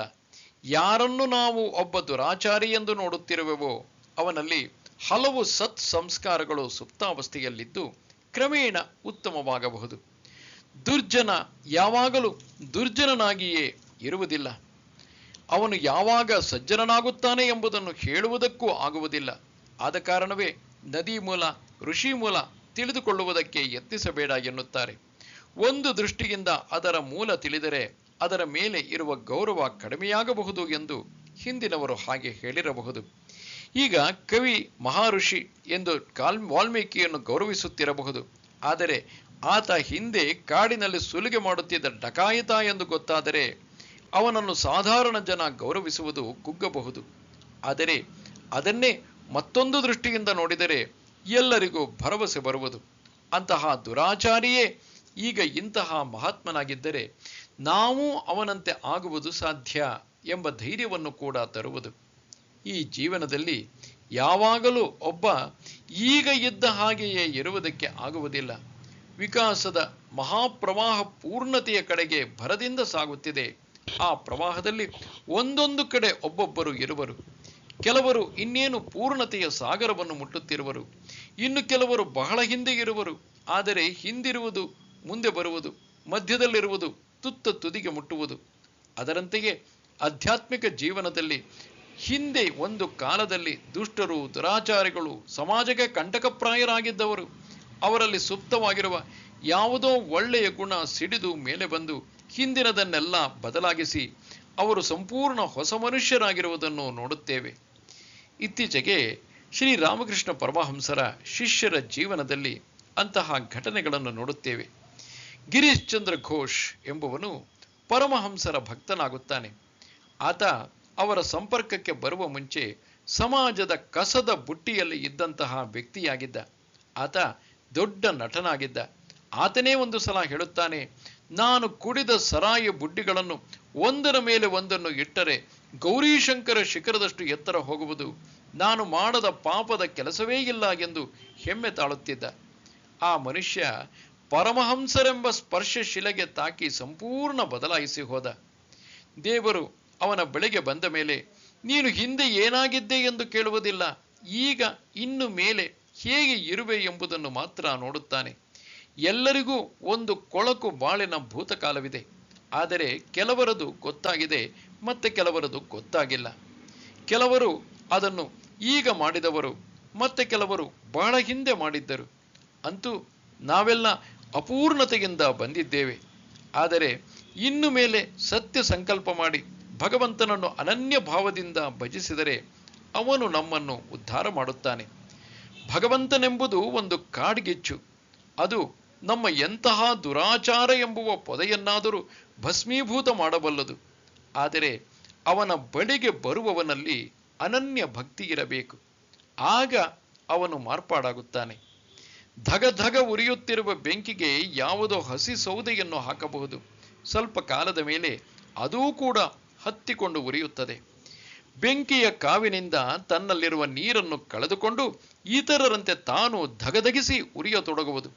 ಅದರಂತೆಯೇ ನಾವು ನಮ್ಮ ಕೊಳಕು ಬಾಳಿಗೆ ನಾಚಬೇಕಾಗಿಲ್ಲ. ಆದರೆ ಭಗವಂತನ ಸಮೀಪಕ್ಕೆ ಹೋದರೆ ಅವನು ನಮ್ಮ ಪಾಪದ ಕೆಸರನ್ನು ತೊಳೆದು ಪರಿಶುದ್ಧ ಮಾಡುವನು. ಅವನಿಗೆ ಜುಗುಪ್ಸೆಯಿಲ್ಲ, ಅವನಿಗೆ ಬೇಸರವಿಲ್ಲ. ಸದಾ ನಮ್ಮನ್ನು ಶುದ್ಧಿ ಮಾಡಲು ಅವನು ಕಾದಿರುವನು. ಆದರೆ ನಾವೇ ಅವನ ಬಳಿಗೆ ಹೋಗಲು ಅನುಮಾನಿಸುವವರು. ನಾವು ಯಾವಾಗ ಅನುಮಾನಿಸುವುದನ್ನು ಬಿಟ್ಟು ನಿರ್ಲಜ್ಜೆಯಿಂದ ಅವನಲ್ಲಿ ಶರಣಾಗುವೆವೋ ಆಗ ಅವನು ನಮ್ಮನ್ನು ಉದ್ಧಾರ ಮಾಡಿಯೇ ಮಾಡುತ್ತಾನೆ. ಅಂತಹ ಮನುಷ್ಯನನ್ನು ಇನ್ನು ಮೇಲೆ ಸಾಧುವೆಂದೇ ತಿಳಿಯತಕ್ಕದ್ದು. ಅವನು ದೇವರ ಬಳಿಗೆ ಬಂದಿದ್ದಾನೆ. ಇನ್ನು ಮೇಲೆ ಅವನ ಹಿಂದಿನ ಸ್ವಭಾವ ಹಿಂದಿನಂತೆ ಇರುವುದಕ್ಕೆ ಆಗುವುದಿಲ್ಲ. ನಾಗರಹಾವು ಕಪ್ಪೆಯನ್ನು ಕಚ್ಚಿದರೆ ಒಂದೆರಡು ಸಲ ಒಟಗುಟ್ಟುವುದರೊಳಗೆ ಸಾಯುವುದು. ಹಾಗೆಯೇ ನಾವು ದೇವರಿಗೆ ಅರ್ಪಣೆ ಮಾಡಿಕೊಂಡರೆ ನಮ್ಮ ಹಿಂದಿನದನ್ನೆಲ್ಲ ಬೇಗ ಬಿಡಿಸುವನು. ಅವನು ಸತ್ಯ ಸಂಕಲ್ಪ ಮಾಡಿದ್ದಾನೆ. ಇನ್ನು ಮೇಲೆ ಹಿಂದಿನ ದಾರಿ ಹಿಡಿಯುವುದಿಲ್ಲ ಎಂದು ನಿಶ್ಚಯ ಮಾಡಿದ್ದಾನೆ. ಇನ್ನು ಮೇಲೆ ಅವನದು ಶುಭದ ಹಾದಿ, ಭರವಸೆಯ ಹಾದಿ. ದೇವರು ಅವನನ್ನು ಕೈ ಹಿಡಿದು ನಡೆಸುವನು, ಗುರಿ ಮುಟ್ಟಿಸುವನು. ಕ್ಷಿಪ್ರಂ ಭವತಿ ಧರ್ಮಾತ್ಮಾ ಶಶ್ವಚ್ಛಾಂತಿಂ ನಿಗಚ್ಚತಿ ಕೌಂತೇಯ ಪ್ರತಿಜಾನೀಹಿ ನಮೇ ಭಕ್ತಃ ಪ್ರಣಶ್ಯತಿ. ಅರ್ಜುನ, ಅಂತಹ ದುರಾಚಾರಿಯು ಬಹಳ ಬೇಗ ಧರ್ಮಾತ್ಮನಾಗುತ್ತಾನೆ ಮತ್ತು ಶಾಶ್ವತವಾದ ಶಾಂತಿಯನ್ನು ಪಡೆಯುತ್ತಾನೆ. ನನ್ನ ಭಕ್ತ ಎಂದಿಗೂ ನಾಶವಾಗುವುದಿಲ್ಲ ಎಂಬುದನ್ನು ತಿಳಿದುಕೋ. ಯಾವನು ಭಗವಂತನ ಬಳಿಗೆ ಬಂದು ಅವನಲ್ಲಿ ಶರಣಾಗುತ್ತಾನೋ ಅವನು ಬೇಗ ಧರ್ಮಾತ್ಮನಾಗುತ್ತಾನೆ. ಅವನಲ್ಲಿ ಅಂತಹ ತೀವ್ರ ಅಭೀಪ್ಸೆಯಿದೆ. ಹೇಗೆ ಒಲೆಯ ಮೇಲಿಟ್ಟ ಹಸಿ ಸೌದೆಯಲ್ಲಿರುವ ನೀರೆಲ್ಲ ಒಣಗಿ ಹೋಗುವುದು, ಹಾಗೆ ಭಗವಂತನ ಬಳಿಗೆ ಬಂದವನ ಪಾಪದ ಹಸಿಯೆಲ್ಲ ಒಣಗಿ ಹೋಗುವುದು. ಅವನು ಶಾಶ್ವತವಾದ ಶಾಂತಿಯನ್ನು ಪಡೆಯುತ್ತಾನೆ. ಅವನಿಗೆ ದೇವರ ಬಳಿಗೆ ಬರುವುದಕ್ಕೆ ಮುಂಚೆ ಸಿಕ್ಕುತ್ತಿದ್ದುದು ಇಂದ್ರಿಯದ ಮೂಲಕ ಬರುತ್ತಿದ್ದ ಸುಖ. ಪ್ರತಿಯೊಂದು ಸುಖದ ಹಿಂದೆಯೂ ಅಸುಖ ಕಾದಿರುತ್ತಿತ್ತು. ಅವನಿಗೆ ಕಾದಿರುತ್ತಿದ್ದುದು ಅಶಾಂತಿ. ಬಿರುಗಾಳಿಯೊಂದು ಏಳುವುದಕ್ಕೆ ಮುಂಚೆ ಇರುವ ಪ್ರಶಾಂತಿಯಂತೆ ಅದು. ಯಾವಾಗ ಒಬ್ಬ ದೇವರ ಪಾದ ಪದ್ಮಗಳನ್ನು ಮುಟ್ಟುತ್ತಾನೆಯೋ ಆಗ ಮಾತ್ರ ನಿಜವಾದ ಶಾಂತಿ ಏನು ಎಂಬುದು ಅರ್ಥವಾಗುವುದು. ಇನ್ನು ಮೇಲೆ ಪ್ರಪಂಚದಲ್ಲಿ ಏನಾದರೂ ಅವನ ಶಾಂತಿಗೆ ಭಂಗಬಾರದು. ಏಕೆಂದರೆ ಅವನ ಆಧಾರ ಈ ಪ್ರಪಂಚವಲ್ಲ, ಭಗವಂತ. ಅವನಿಂದ ಬರುವ ಶಾಂತಿಯೊಂದೇ ಶಾಶ್ವತ. ನನ್ನ ಭಕ್ತನು ನಾಶವಾಗುವುದಿಲ್ಲವೆಂದು ತಿಳಿದುಕೋ ಎಂದು ಶ್ರೀಕೃಷ್ಣ ಅರ್ಜುನನಿಗೆ ಭರವಸೆಯನ್ನು ಕೊಡುತ್ತಾನೆ. ಈ ಭರವಸೆ ಕೇವಲ ಅರ್ಜುನನಿಗೆ ಮಾತ್ರ ಕೊಟ್ಟುದಲ್ಲ, ಪ್ರತಿಯೊಬ್ಬ ಮಾನವ ಕೋಟಿಗೆ ಅರ್ಜುನನ ಮೂಲಕ ಕೊಟ್ಟ ಭರವಸೆ. ಒಬ್ಬ ದೇವರನ್ನು ನೆಚ್ಚಿ ಹೊರಟರೆ ಅವನು ಹಾಳಾಗಿ ಹೋಗುವ ಹಾಗಿದ್ದರೆ ಈ ಪ್ರಪಂಚದಲ್ಲಿ ಇನ್ನೆಲ್ಲಿ ತಂಗುವುದಕ್ಕೆ ಸ್ಥಳವಿದೆ? ಇಂದ್ರಿಯ ಪ್ರಪಂಚದ ಸುಖವನ್ನು ಬಿಟ್ಟು ದೇವರನ್ನು ನೆಚ್ಚಿ ಹೋದರೆ ಕೆಲವು ವೇಳೆ ಮನಸ್ಸಿನಲ್ಲಿ ಅನುಮಾನ, ಅಂಜಿಕೆಗಳು ಮೂಡಬಹುದು. ಯಾರಿಗೆ ಗೊತ್ತು ಅವನು ಬರುತ್ತಾನೆಯೋ ಇಲ್ಲವೋ, ನಮ್ಮನ್ನು ಉದ್ಧಾರ ಮಾಡುತ್ತಾನೆಯೋ ಇಲ್ಲವೋ ಎಂದು ಕಳವಳ ಬೀಳುವುದು ಮನಸ್ಸಿನಲ್ಲಿ. ನಡುನೀರಲ್ಲಿ ಕೈಯ ಬಿಡುವರೇನೋ ರಂಗ ಎಂದು ಹೇಳುವ ಪ್ರಸಂಗ ಬೀಳುವುದು. ಆದರೆ ಇದು ಕೇವಲ ನಮ್ಮನ್ನು ಪರೀಕ್ಷಿಸುವುದಕ್ಕಾಗಿ. ನಾವು ಆಗಲೂ ಕಲ್ಲು ಮನಸ್ಸು ಮಾಡಿ ಅವನು ನನ್ನನ್ನು ಉದ್ಧರಿಸಲೇ ಬಿಡಲಿ, ನಾನಂತೂ ಬಿಟ್ಟು ಹೋಗುವುದಿಲ್ಲ ಎಂದು ಮೊಂಡು ಹಿಡಿದರೆ ಅವನ ಕೃಪಾಹಸ್ತ ನಮ್ಮನ್ನು ಮೇಲೆತ್ತಲು ಎಲ್ಲಿಂದಲೋ ಬರುವುದು. ಆಗ ಗೊತ್ತಾಗುವುದು ದೇವರನ್ನು ನಂಬಿ ಕೆಟ್ಟವರಿಲ್ಲ ಎಂಬುದು. ಇದನ್ನು ಪ್ರತಿಜಾನೀಹಿ, ತಿಳಿದುಕೋ ಎಂದು ಒತ್ತಿ ಹೇಳುತ್ತಾನೆ. ಇದೊಂದು ಗಾಢವಾದ ಆಧ್ಯಾತ್ಮಿಕ ನಿಯಮ. ಅವನನ್ನು ನೆಚ್ಚಿದರೆ, ನಂಬಿದರೆ ಅವನು ನಮ್ಮ ಕೈ ಬಿಡುವುದಿಲ್ಲ. ಈ ಪ್ರಪಂಚದಲ್ಲಿ ನಾವೆಷ್ಟು ದೇವರಲ್ಲದ ವಸ್ತುಗಳನ್ನು ನೆಚ್ಚಿದ್ದೇವೆ, ನಂಬಿದ್ದೇವೆ, ಅದರಿಂದ ಪಡಬಾರದ ಯಾತನೆಯನ್ನು ಪಟ್ಟಿದ್ದೇವೆ, ಬೇಕಾದಷ್ಟು ಅನುಭವಿಸಿದ್ದೇವೆ. ಆದರೂ ಅವುಗಳನ್ನು ಬಿಡುವುದಿಲ್ಲ. ಒಂದು ಹೋದರೆ ಮತ್ತೊಂದನ್ನು ಹಿಡಿಯುತ್ತೇವೆ. ನಾವು ಪ್ರಪಂಚ ವಸ್ತುಗಳನ್ನು ಎಷ್ಟು ನೆಚ್ಚುತ್ತೇವೆಯೋ ಅಷ್ಟು ದೇವರನ್ನು ನೆಚ್ಚಿದ್ದರೆ ಸಾಕು, ಅವನು ನಮ್ಮನ್ನು ಉದ್ಧರಿಸುತ್ತಾನೆ. ಏನಿಲ್ಲ, ಈ ಲೋಕದಲ್ಲಿಯೇ ಯಾರಾದರೂ ನಮ್ಮನ್ನು ನಂಬಿದರೆ ಅವರಿಗೆ ಮೋಸ ಮಾಡುವಂತಹ ಜನ ಬಹಳ ಕಡಿಮೆ. ಅವರು ನರಾಧಮರ ಗುಂಪಿಗೆ ಸೇರಿದವರು. ಉಳಿದವರು ಸಾಧ್ಯವಾದಷ್ಟಾದರೂ ನಂಬಿದವರಿಗೆ ಒಳ್ಳೆಯದನ್ನು ಮಾಡಲು ಯತ್ನಿಸುವರು. ದೇವರು ಇವರೆಲ್ಲರಿಗಿಂತ ಮೇಲಲ್ಲವೇ? ಅವನ ಹೆಸರಿನಲ್ಲಿ ನಾವು ಎಲ್ಲಾ ಬಿಟ್ಟು ಬಂದರೆ ಅವನು ಎಂದಿಗೂ ನಮ್ಮನ್ನು ಕೈಬಿಡುವುದಿಲ್ಲ. ಅವನನ್ನು ನೆಚ್ಚುವ ಧೈರ್ಯ ಇರಬೇಕು. ಆಗ ನಮ್ಮನ್ನು ಉದ್ಧರಿಸುವ ಶಕ್ತಿ ಕಾದಿದೆ ಎಂಬುದು ಗೊತ್ತಾಗುವುದು. ಇದೆಲ್ಲ ದ್ವಾಪರ ಯುಗದಲ್ಲಿ ಅರ್ಜುನನಿಗೆ ಮಾತ್ರ ಸತ್ಯವಲ್ಲ. ಈ ಭರವಸೆ ಎಲ್ಲಾ ಕಾಲಕ್ಕೆ, ಎಲ್ಲಾ ಯುಗಕ್ಕೆ, ಎಲ್ಲಾ ಜೀವರಾಶಿಗಳಿಗೂ ದೇವರು ಕೊಟ್ಟಂತಹ ಭರವಸೆ. ಮಾಂ ಹಿ ಪಾರ್ಥ ವ್ಯಪಾಶ್ರಿತ್ಯ ಯೇಪಿ ಸ್ಯುಃ ಪಾಪಯೋನಯಃ ಸ್ತ್ರಿಯೋ ವೈಶ್ಯಾಸ್ತಥಾ ಶೂದ್ರಾಃ ತೇಪಿ ಯಾಂತಿ ಪರಾಂ ಗತಿಂ. ಪಾರ್ಥ, ಪಾಪಯೋನಿಗಳು ಅಂದರೆ ಹೆಂಗಸರು, ವೈಶ್ಯರು, ಶೂದ್ರರು ನನಗೆ ಶರಣಾದರೆ ಪರಮಗತಿಯನ್ನು ಹೊಂದುತ್ತಾರೆ. ಇಲ್ಲಿ ಭಗವಂತ ಉದ್ಧಾರವಾಗುವುದಕ್ಕೆ ಎಲ್ಲರಿಗೂ ಅವಕಾಶ ಕಲ್ಪಿಸಿದ್ದಾನೆ. ದೇವರ ಬಳಿಗೆ ಹೋಗಲು ಉತ್ತಮ ಕುಲದವರಿಗೆ ಮತ್ತು ಉತ್ತಮ ವರ್ಣದವರಿಗೆ ಮಾತ್ರ ಅಲ್ಲ ಅಧಿಕಾರ ಇರುವುದು. ಎಲ್ಲರೂ ಭಗವಂತನ ಮಕ್ಕಳೇ. ಅಜ್ಞಾನದಲ್ಲಿರುವಾಗ ಮಣ್ಣಿನಲ್ಲಿ ಆಡಿ ಮನಸ್ಸನ್ನು ಕೊಳೆ ಮಾಡಿಕೊಂಡಿದ್ದೇವೆ. ಆದರೆ ಭಗವಂತನೆಡೆಗೆ ನಾವು ಹೋದರೆ ಅವನು ನಮ್ಮನ್ನು ಗೊಬ್ಬರದ ಗುಂಡಿಗೆ ಎಸೆಯುವುದಿಲ್ಲ. ಒಬ್ಬ ತಾಯಿ ತನ್ನ ಮಗುವನ್ನು ಹಾಗೆ ಮಾಡಲಾರಳು. ಕೊಳೆ ಮಾಡಿಕೊಂಡು ಬಂದರೆ ಮೈ ತೊಳೆಯುತ್ತಾಳೆ. ಈ ಪ್ರೇಮವೆಲ್ಲ ಬಂದಿರುವುದು ಜಗನ್ಮಯಿಯಿಂದ. ಇನ್ನು ಅವಳ ಪ್ರೇಮ ಎಷ್ಟು, ಆ ತಾಯಿಯ ಪ್ರೇಮ ಎಷ್ಟು ಅಪಾರವಾಗಿರಬೇಕು. ಪಾಪಯೋನಿಜರಾದರೂ ಅವರ ಕೈ ಬಿಡುವುದಿಲ್ಲ. ಪುಣ್ಯಾತ್ಮರೆಲ್ಲರೂ ಸತ್ಕುಲದಲ್ಲಿಯೇ ಹುಟ್ಟುವವರಲ್ಲ. ಅನೇಕ ಮಾನವ ಅನರ್ಘ್ಯ ರತ್ನಗಳು ಹೀನ ತಂದೆ ತಾಯಿಗಳಿಗೆ ಹುಟ್ಟುತ್ತಾರೆ. ತಾಯಿ ತಂದೆ ಹೇಗಿದ್ದರೇನಂತೆ? ಈಗ ಭಗವಂತನೆಡೆಗೆ ಬಂದಿರುವವನ ಯೋಗ್ಯತೆ ಏನು ಎಂಬುದನ್ನು ಮಾತ್ರ ನೋಡುತ್ತಾನೆ ದೇವರು. ಕೆಸರಿನಲ್ಲಿ ಕಮಲ ಹುಟ್ಟುವುದಿಲ್ಲವೇ? ಆದರೆ ಅದನ್ನು ದೇವರಿಗೆ ಅರ್ಪಿಸುವುದಿಲ್ಲವೇ? ದೇವರು ಭಕ್ತನ ಗುಣವನ್ನು ನೋಡುತ್ತಾನೆಯೇ ಹೊರತು ಅವನ ಅಪ್ಪ ಯಾರು, ಅಮ್ಮ ಯಾರು ಎಂದು ಕೇಳುವುದಿಲ್ಲ. ಈ ಜಗದ ಸಂತೆಯಲ್ಲಿ ಮಾತ್ರ ಅದಕ್ಕೆ ಬೆಲೆ. ದೇವರು ಅವನೆಡೆಗೆ ಬರುವ ಭಕ್ತನನ್ನು ಮಾತ್ರ ಪರೀಕ್ಷಿಸುತ್ತಾನೆ. ಅವನಲ್ಲಿ ಒಳ್ಳೆಯ ಗುಣಗಳಿದ್ದರೆ ಅವನನ್ನು ಸ್ವೀಕರಿಸುತ್ತಾನೆ. ಸ್ತ್ರೀಯರಿಗೂ ಕೂಡ ದೇವರೆಡೆಗೆ ಹೋಗುವುದಕ್ಕೆ ಪುರುಷರಿಗೆ ಇರುವಷ್ಟೇ ಅಧಿಕಾರವಿದೆ ಎಂದು ಸಾರುತ್ತಾನೆ. ಹಿಂದಿನ ಕಾಲದಲ್ಲಿ ಪುರುಷನಿಗೆ ಯಾವ ಸೌಲಭ್ಯಗಳಿತ್ತೋ ಅವು ಸ್ತ್ರೀಯರಿಗೆ ಇರಲಿಲ್ಲ. ಆದರೂ ಆಗಿನ ಕಾಲದಲ್ಲೇ ಶ್ರೀಕೃಷ್ಣ ಸ್ತ್ರೀಯರನ್ನು ನಿಕೃಷ್ಟ ದೃಷ್ಟಿಯಿಂದ ನೋಡದೆ ಭಗವಂತನೆಡೆಗೆ ಹೋಗುವುದಕ್ಕೆ ಅವರಿಗೂ ಸಮಾನವಾದ ಅಧಿಕಾರವಿದೆ ಎನ್ನುತ್ತಾನೆ. 20ನೆಯ ಶತಮಾನದಲ್ಲಿರುವ ನಮಗೆ ಎಲ್ಲರಿಗೂ ಸಮಾನ ಅವಕಾಶಗಳಿವೆ. ಈಗಿನ ದೃಷ್ಟಿಯಿಂದ ನೋಡಿದರೆ ಇದರಲ್ಲೇನು ಅಂತಹ ವಿಶೇಷ ಕಾಣುವುದಿಲ್ಲ. ಆದರೆ ಹಿಂದಿನ ಕಾಲದಲ್ಲಿ ಸ್ತ್ರೀ ಪರತಂತ್ರಳು ಎಂದು ಭಾವಿಸಿದ ಸಮಾಜದ ಎದುರಿಗೆ ಶ್ರೀಕೃಷ್ಣ ಈ ಮಾತನ್ನು ಹೇಳುತ್ತಾನೆ. ಇನ್ನು ವೈಶ್ಯರು ಮತ್ತು ಶೂದ್ರರು ಇವರನ್ನು ಬ್ರಾಹ್ಮಣ ವರ್ಗದವರೊಂದಿಗೆ ಹೋಲಿಸಿ ನೋಡಿದರೆ ಕೆಳಗೆ ಇರುವವರು. ದೇವರು ಸಮಾಜದ ದೃಷ್ಟಿಯಲ್ಲಿ ಯಾರು ಮೇಲಿನವರು ಯಾರು ಕೆಳಗಿನವರು ಎಂದು ನೋಡುವುದಿಲ್ಲ. ಸಮಾಜ ಒಂದು ವ್ಯಕ್ತಿಯನ್ನು ವರ್ಗೀಕರಿಸುವುದೇ ಬೇರೆ, ದೇವರು ತನ್ನ ಭಕ್ತನನ್ನು ವರ್ಗೀಕರಿಸುವ ದೃಷ್ಟಿಯೇ ಬೇರೆ. ದೇವರು ಹೊರಗಿನದನ್ನು ನೋಡುವುದಿಲ್ಲ, ವ್ಯಕ್ತಿಯ ಹೃದಯದಲ್ಲಿರುವ ಪವಿತ್ರ ಉದ್ದೇಶಗಳನ್ನು ನೋಡುತ್ತಾನೆ, ಸತತ ಪ್ರಯತ್ನವನ್ನು ನೋಡುತ್ತಾನೆ, ಅದಕ್ಕೆ ತಕ್ಕಂತೆ ಅವರನ್ನು ಆರಿಸಿಕೊಳ್ಳುತ್ತಾನೆ.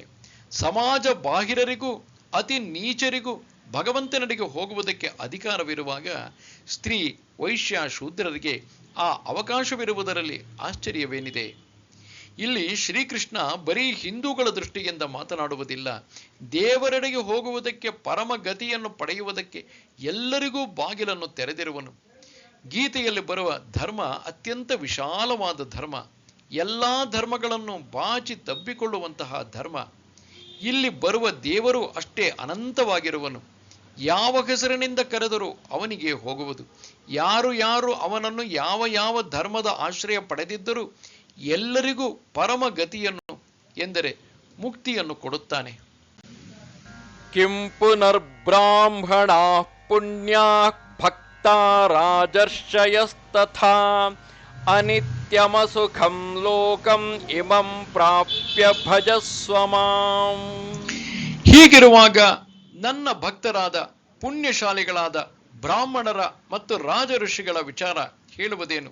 ಆದ ಕಾರಣ ಅನಿತ್ಯವೂ ಅಸುಖವೂ ಆದ ಈ ಲೋಕವನ್ನು ಪಡೆದಿರುವ ನೀನು ನನ್ನನ್ನು ಭಜಿಸು.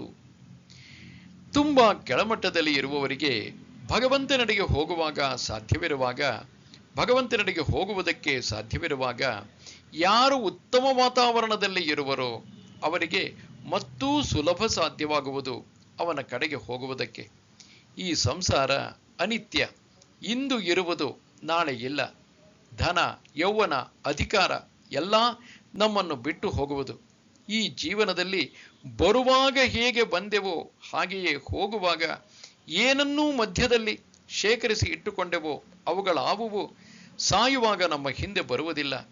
ಇರುವಾಗಲಾದರೂ ನಾವು ಅವನ್ನು ಅನುಭವಿಸುತ್ತಿರಬಹುದಲ್ಲ ಎಂದು ಭಾವಿಸಬಹುದು. ಆದರೆ ನಾವೇನೋ ಅವುಗಳನ್ನು ಅನುಭವಿಸುವುದಕ್ಕೆ ಸಿದ್ಧರಾಗಿರಬಹುದು, ಅವು ನಮ್ಮೊಡನೆ ಇರಲು ಸಿದ್ಧವಾಗಿಲ್ಲ. ಅದು ಹೇಗೆ ಬರುವುದೋ ಹಾಗೆ ಹೋಗುವುದು. ನಮ್ಮನ್ನು ಹೇಳಿ ಕೇಳಿ ಬರುವುದಿಲ್ಲ. ಹೋಗುವಾಗ ನಾವು ಎಷ್ಟೇ ಕಪಿಮುಷ್ಟಿಯಿಂದ ಅದನ್ನು ಹಿಡಿದುಕೊಂಡಿದ್ದರೂ ಅದು ಬೆರಳುಗಳಿಂದ ನುಸುಳಿ ಹೋಗುವುದು.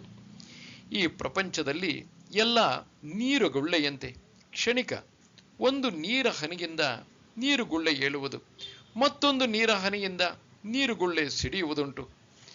ಈ ಸಂಸಾರದಲ್ಲಿ ವಸ್ತುಗಳ ಎರಡನೆಯ ಗುಣವೇ ಅಸುಖ. ಯಾವ ಸುಖವಾಗಿರುವುದನ್ನು ಮೊದಲು ಅನುಭವಿಸಿದರೂ ಕೊನೆಗೆ ಅದು ಅಸುಖದಲ್ಲಿ ಪರ್ಯವಸಾನವಾಗುವುದು. ಯಾವುದನ್ನು ನಾವು ಸುಖ ಎನ್ನುತ್ತೇವೆಯೋ ಅದು ಅಸುಖದ ಮೇಲಿರುವ ತೆಳ್ಳನೆಯ ಸಿಹಿ.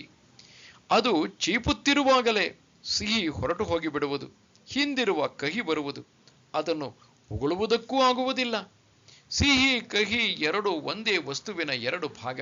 ನಾವು ಸಿಹಿ ಭಾಗ ತೆಗೆದುಕೊಂಡರೆ ಕಹಿ ಭಾಗವನ್ನು ತೆಗೆದುಕೊಳ್ಳಬೇಕಾಗುವುದು.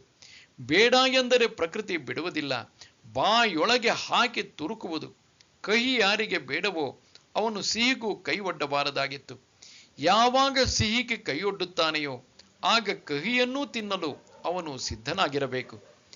ಹೆಂಡತಿ, ಮಕ್ಕಳು, ಐಶ್ವರ್ಯ, ಅಧಿಕಾರ, ಕೀರ್ತಿ ಇವುಗಳಿಗೆಲ್ಲ ಚಂದ್ರನಿಗಿರುವಂತೆ ಒಂದು ಪೂರ್ಣಿಮೆಯ ಭಾಗವಿದೆ, ಮತ್ತೊಂದು ಅಮಾವಾಸ್ಯೆಯ ಭಾಗವಿದೆ. ಒಂದೇ ಮತ್ತೊಂದು ಆಗುತ್ತಿರುವುದು. ಈ ಸಂಸಾರದ ಲಕ್ಷಣವೇ ಇದು. ನೀನು ಇಲ್ಲಿ ಜನ್ಮವೆತ್ತಿರುವೆ ಎಂದರೆ ಮನುಷ್ಯನಾಗಿ ಹುಟ್ಟಿರುವೆ. ಈ ಸಮಾಜದಲ್ಲಿ ಮನುಷ್ಯನಾಗಿ ಹುಟ್ಟುವುದು ದೊಡ್ಡ ಒಂದು ವರ. ಲಕ್ಷಾಂತರ ಜೀವರಾಶಿಗಳಿವೆ, ಅವುಗಳಲ್ಲಿ ಯಾವುದೂ ಆಗದೆ ಮನುಷ್ಯನಾಗಿ ಹುಟ್ಟಿದುದಕ್ಕೆ ಎಷ್ಟೋ ಧನ್ಯವಾದಗಳನ್ನು ಅರ್ಪಿಸಬೇಕಾಗಿದೆ. ಏಕೆಂದರೆ ಮನುಷ್ಯ ಮಾತ್ರ ವಿಚಾರ ಮಾಡಬಲ್ಲ, ಇನ್ನು ಯಾವ ಪ್ರಾಣಿಯೂ ವಿಚಾರ ಮಾಡಲಾರದು. ಮನುಷ್ಯ ಮಾತ್ರ ಅನುಭವದಿಂದ ಬುದ್ಧಿ ಕಲಿಯಬಲ್ಲ. ಮನುಷ್ಯ ಮಾತ್ರ ಈಗಿನ ಮತ್ತು ಮುಂದಿನ ಸ್ಥಿತಿಗತಿಗಳನ್ನು ಊಹಿಸಬಲ್ಲ. ಇತರ ಪ್ರಾಣಿಗಳಾವುದಕ್ಕೂ ಸಾಧ್ಯವಿಲ್ಲ. ಇಂತಹ ಅಪೂರ್ವ ಮನುಷ್ಯ ಜನ್ಮ ನಮಗೆ ಮತ್ತೊಂದು ಸಲ ಬರುವುದೆಂದು ಹೇಳುವುದಕ್ಕೆ ಆಗುವುದಿಲ್ಲ. ಈಗ ಅದನ್ನು ಸರಿಯಾಗಿ ಉಪಯೋಗಿಸಿಕೊಂಡರೆ ಮುಕ್ತರಾಗಿ ಹೋಗಬಹುದು. ಹಾಗೆಯೇ ಮುಕ್ತಿಯನ್ನು ಗಳಿಸಬೇಕಾದರೆ ಸುಲಭದ ಹಾದಿಯನ್ನು ಭಗವಂತ ತೋರಿರುವನು. ಅದೇ ಅವನನ್ನು ಭಜಿಸುವುದು, ಅವನನ್ನು ಚಿಂತಿಸುವುದು, ಧ್ಯಾನಿಸುವುದು, ಪ್ರಾರ್ಥಿಸುವುದು, ಭಗವಂತನಲ್ಲಿ ಮೊರೆಯಿಡಬೇಕು. ಮತ್ತೊಮ್ಮೆ ಈ ಸಂಸಾರಕ್ಕೆ ಬರದಂತೆ ನೋಡಿಕೋ ಎಂದು. ಆಗ ಅವನು ನಮ್ಮನ್ನು ಉದ್ಧಾರ ಮಾಡುತ್ತಾನೆ. ಈ ಸಂಸಾರ ಅಸುಖ ಅನಿತ್ಯವಾಗಿಯೇ ಇರುವುದು. ಇದನ್ನೇನು ಅವನು ಬದಲಾವಣೆ ಮಾಡುವುದಿಲ್ಲ, ಆದರೆ ನಮ್ಮನ್ನು ಬದಲಾಯಿಸುತ್ತಾನೆ. ಈ ಅನಿತ್ಯ ಅಸುಖದ ಸಂಸಾರದ ಮೇಲಿನಿಂದ ನಮ್ಮ ಮನಸ್ಸನ್ನು ತೆಗೆದುಹಾಕುತ್ತಾನೆ. ಇದರ ಮೇಲಿನ ವ್ಯಾಮೋಹವನ್ನು ಬಿಡಿಸುತ್ತಾನೆ. ಮನ್ಮನಾ ಭವ ಮದ್ಭಕ್ತ ಮದ್ಯಾಜೀ ಮಾಂ ನಮಸ್ಕುರು ಮಾಮೇ ವೈಶ್ಯಸಿ ಯುಕ್ತ್ವೈವಂ ಆತ್ಮಾನಂ ಮತ್ಪರಾಯಣಃ. ನನ್ನಲ್ಲಿ ಮನಸ್ಸಿಡು, ನನ್ನ ಭಕ್ತನಾಗು, ನನ್ನನ್ನು ಪೂಜಿಸು, ನನ್ನನ್ನೇ ನಮಸ್ಕರಿಸು, ನನ್ನಲ್ಲಿ ಪರಾಯಣನಾಗಿ ನನ್ನೊಂದಿಗೆ ಆತ್ಮವನ್ನು ಸೇರಿಸು, ನೀನು ನನ್ನನ್ನು ಹೊಂದುತ್ತೀಯೇ. ಶ್ರೀಕೃಷ್ಣ ಇಲ್ಲಿ ನಾನು ಎಂಬುದನ್ನು ಉಪಯೋಗಿಸುತ್ತಾನೆ. ಈ ನಾನು ಒಂದು ಶಾಂತ ವ್ಯಕ್ತಿಗೆ ಅನ್ವಯಿಸುವುದಿಲ್ಲ. ಇಲ್ಲಿ ನಾನು ಎಂಬುದು ಒಂದೇ, ಭಗವಂತ ಎಂಬುದು ಒಂದೇ. ಅವನನ್ನು ಶ್ರೀಕೃಷ್ಣ ಎಂತಲೇ ಕರೆಯಬೇಕಾಗಿಲ್ಲ. ಪ್ರತಿಯೊಬ್ಬ ಉಪಾಸಕನು ತನಗೆ ತೋರಿದ ರೀತಿಯಲ್ಲಿ ಅವನನ್ನು ಕರೆಯಬಹುದು. ಎಲ್ಲವೂ ಅವನಿಗೆ ಸೇರುವುದು. ಭಗವಂತನಲ್ಲಿ ಮನಸ್ಸನ್ನು ಇಡು ಎನ್ನುತ್ತಾನೆ. ನಮ್ಮ ಮನಸ್ಸೆಂಬ ಪಾತ್ರೆಯನ್ನು ಅವನಲ್ಲಿ ಅದ್ದಬೇಕು. ಅವನಿಂದ ನಮ್ಮ ಮನಸ್ಸು ತುಂಬಿ ತುಳುಕುತ್ತಿರಬೇಕು. ಅಲ್ಲಿ ಅವನಲ್ಲದೆ ಬೇರೆ ಯಾವುದೂ ಇರಕೂಡದು. ಎರಡು ವಸ್ತುಗಳು ಏಕಕಾಲದಲ್ಲಿ ಒಂದು ಸ್ಥಳವನ್ನು ಆಕ್ರಮಿಸಿಕೊಳ್ಳುವುದಿಲ್ಲ ಎಂಬ ಪ್ರಕೃತಿಯ ನಿಯಮವಿದೆ. ಎಲ್ಲಿ ದೇವರಿರುವನೋ ಅಲ್ಲಿ ಕಾಮ ಕಾಂಚನಗಳು ಇರಲಾರವು. ಎಲ್ಲಿ ಕಾಮ ಕಾಂಚನಗಳು ಇವೆಯೋ ಅಲ್ಲಿ ದೇವರು ಇರಲಾರನು. ಭಗವಂತನಿಗೆ ನಮ್ಮ ಮನಸ್ಸನ್ನು ಮುಡುಪಾಗಿಟ್ಟರೆ ಅಲ್ಲಿ ಬೇರೆ ಇನ್ನು ಯಾವುದೂ ಇರಲಾರದು. ನಾವು ಭಗವಂತನ ಭಕ್ತರಾಗಬೇಕು, ಅವನ ಸೇವಕರಾಗಬೇಕು, ಅವನ ಅಣತಿಯನ್ನು ಪರಿಪಾಲಿಸುವವರಾಗಬೇಕು. ಭಕ್ತನಿಗೆ ತುಂಬಾ ಪ್ರಿಯವಾಗಿರುವುದು ಭಗವಂತನ ಸೇವೆಯನ್ನು ಮಾಡುವುದು. ನಿಜವಾದ ಭಕ್ತ ಭಗವಂತನ ಸೇವೆಯಲ್ಲಿ ತನ್ನ ಬಾಳನ್ನು ಸವೆಸುತ್ತಾನೆ. ತಾನು ತುಕ್ಕು ಹಿಡಿದು ಹೋಗುವುದಿಲ್ಲ. ನಾವು ಭಗವಂತನನ್ನು ಪೂಜಿಸಬೇಕು, ಐಶ್ವರ್ಯವನ್ನಲ್ಲ, ಅಧಿಕಾರವನ್ನಲ್ಲ, ಕೀರ್ತಿಯನ್ನಲ್ಲ. ದೇವರಿಗಾಗಿ ದೇವರನ್ನು ಪೂಜಿಸಬೇಕು. ದೇವರ ಉಗ್ರಾಣದಿಂದ ಏನನ್ನು ವಸೂಲಿ ಮಾಡುವುದಕ್ಕೆ ಅವನನ್ನು ಪೂಜಿಸಕೂಡದು, ಅವನನ್ನು ಹೊಗಳಕೂಡದು. ಅವನಿಗೆ ನಮಸ್ಕರಿಸಬೇಕು. ಅವನೆದುರಿಗೆ ನಮ್ಮ ಅಹಂಕಾರವನ್ನು ಅರ್ಪಿಸಬೇಕು, ಬಾಗಿಸಬೇಕು. ಅಹಂಕಾರವನ್ನು ಮೆರೆಸುವುದು, ಭಗವಂತನನ್ನು ನಮಸ್ಕರಿಸುವುದು ಒಟ್ಟಿಗೆ ಹೋಗುವುದಿಲ್ಲ. ಭಗವಂತ ಭೂಮಕ್ಕೆ ಅಂತಹ ಆಕರ್ಷಣೆಗಿದೆ. ಅಲ್ಪ ತನಗೆ ತಾನೇ ಅದರೆದುರಿಗೆ ಮಣಿಯುವುದು. ಭೂಮವನ್ನು ನೋಡಿ ಅನುಭವಿಸಿ ಅದಕ್ಕೆ ಮಣಿಯದೆ ಇರುವುದಕ್ಕೆ ಆಗುವುದಿಲ್ಲ. ಅವನಲ್ಲಿಯೇ ಪರಾಯಣನಾಗಿರಬೇಕು ಎಂದರೆ ಅನುಗಾಲವೂ ಮನಸ್ಸು ಅವನನ್ನೇ ಕುರಿತು ಚಿಂತಿಸುತ್ತಿರಬೇಕು, ಅವನೆಡೆಗೆ ಹರಿಯುತ್ತಿರಬೇಕು. ಕ್ಷಣ ಕಾಲವೂ ಅವನನ್ನು ಮರೆಯಕೂಡದು. ಬದುಕಿರುವಾಗ ಮನಸ್ಸು ಅಲ್ಲಿದ್ದರೆ ಕೊನೆಗಾಲದಲ್ಲಿಯೂ ಮನಸ್ಸು ಅವನಲ್ಲಿ ಲಯವಾಗುವುದು. ಅವನು ತನ್ನತನವನ್ನು ಕಳೆದುಕೊಂಡು ಭಗವಂತನಲ್ಲಿ ಒಂದಾಗುವನು. ಹನಿ ಸಾಗರಕ್ಕೆ ಬಿದ್ದಂತೆ, ಉಪ್ಪು ಅಥವಾ ಸಕ್ಕರೆ ನೀರಿನಲ್ಲಿ ಬಿದ್ದು ಕರಗಿ ಹೋದಂತೆ ನಮ್ಮ ಅಲ್ಪತನ ಹೋಗುವುದು, ಭೂಮದೊಂದಿಗೆ ಒಂದಾಗುವುದು. ಓಂ ತತ್ಸದಿತಿ ಶ್ರೀಮದ್ಭಗವದ್ಗೀತಾಸು ಉಪನಿಷತ್ಸು ಬ್ರಹ್ಮವಿದ್ಯಾಯಾಂ ಯೋಗಶಾಸ್ತ್ರೇ ಶ್ರೀಕೃಷ್ಣಾರ್ಜುನ ಸಂವಾದೇ ರಾಜವಿದ್ಯಾ ರಾಜಗುಹ್ಯಯೋಗೋ ನಾಮ ನವಮೋಧ್ಯಾಯಃ. ನಮಸ್ತೆ ಶಾರದೆ ದೇವಿ ಕಾಶ್ಮೀರ ಪುರವಾಸಿನಿ ತ್ವಾಮಹಂ ಪ್ರಾರ್ಥಯೇ ನಿತ್ಯಂ ವಿದ್ಯಾದಾನಂಚ ದೇಹಿ ಮೇ. ನಮಸ್ಕಾರ.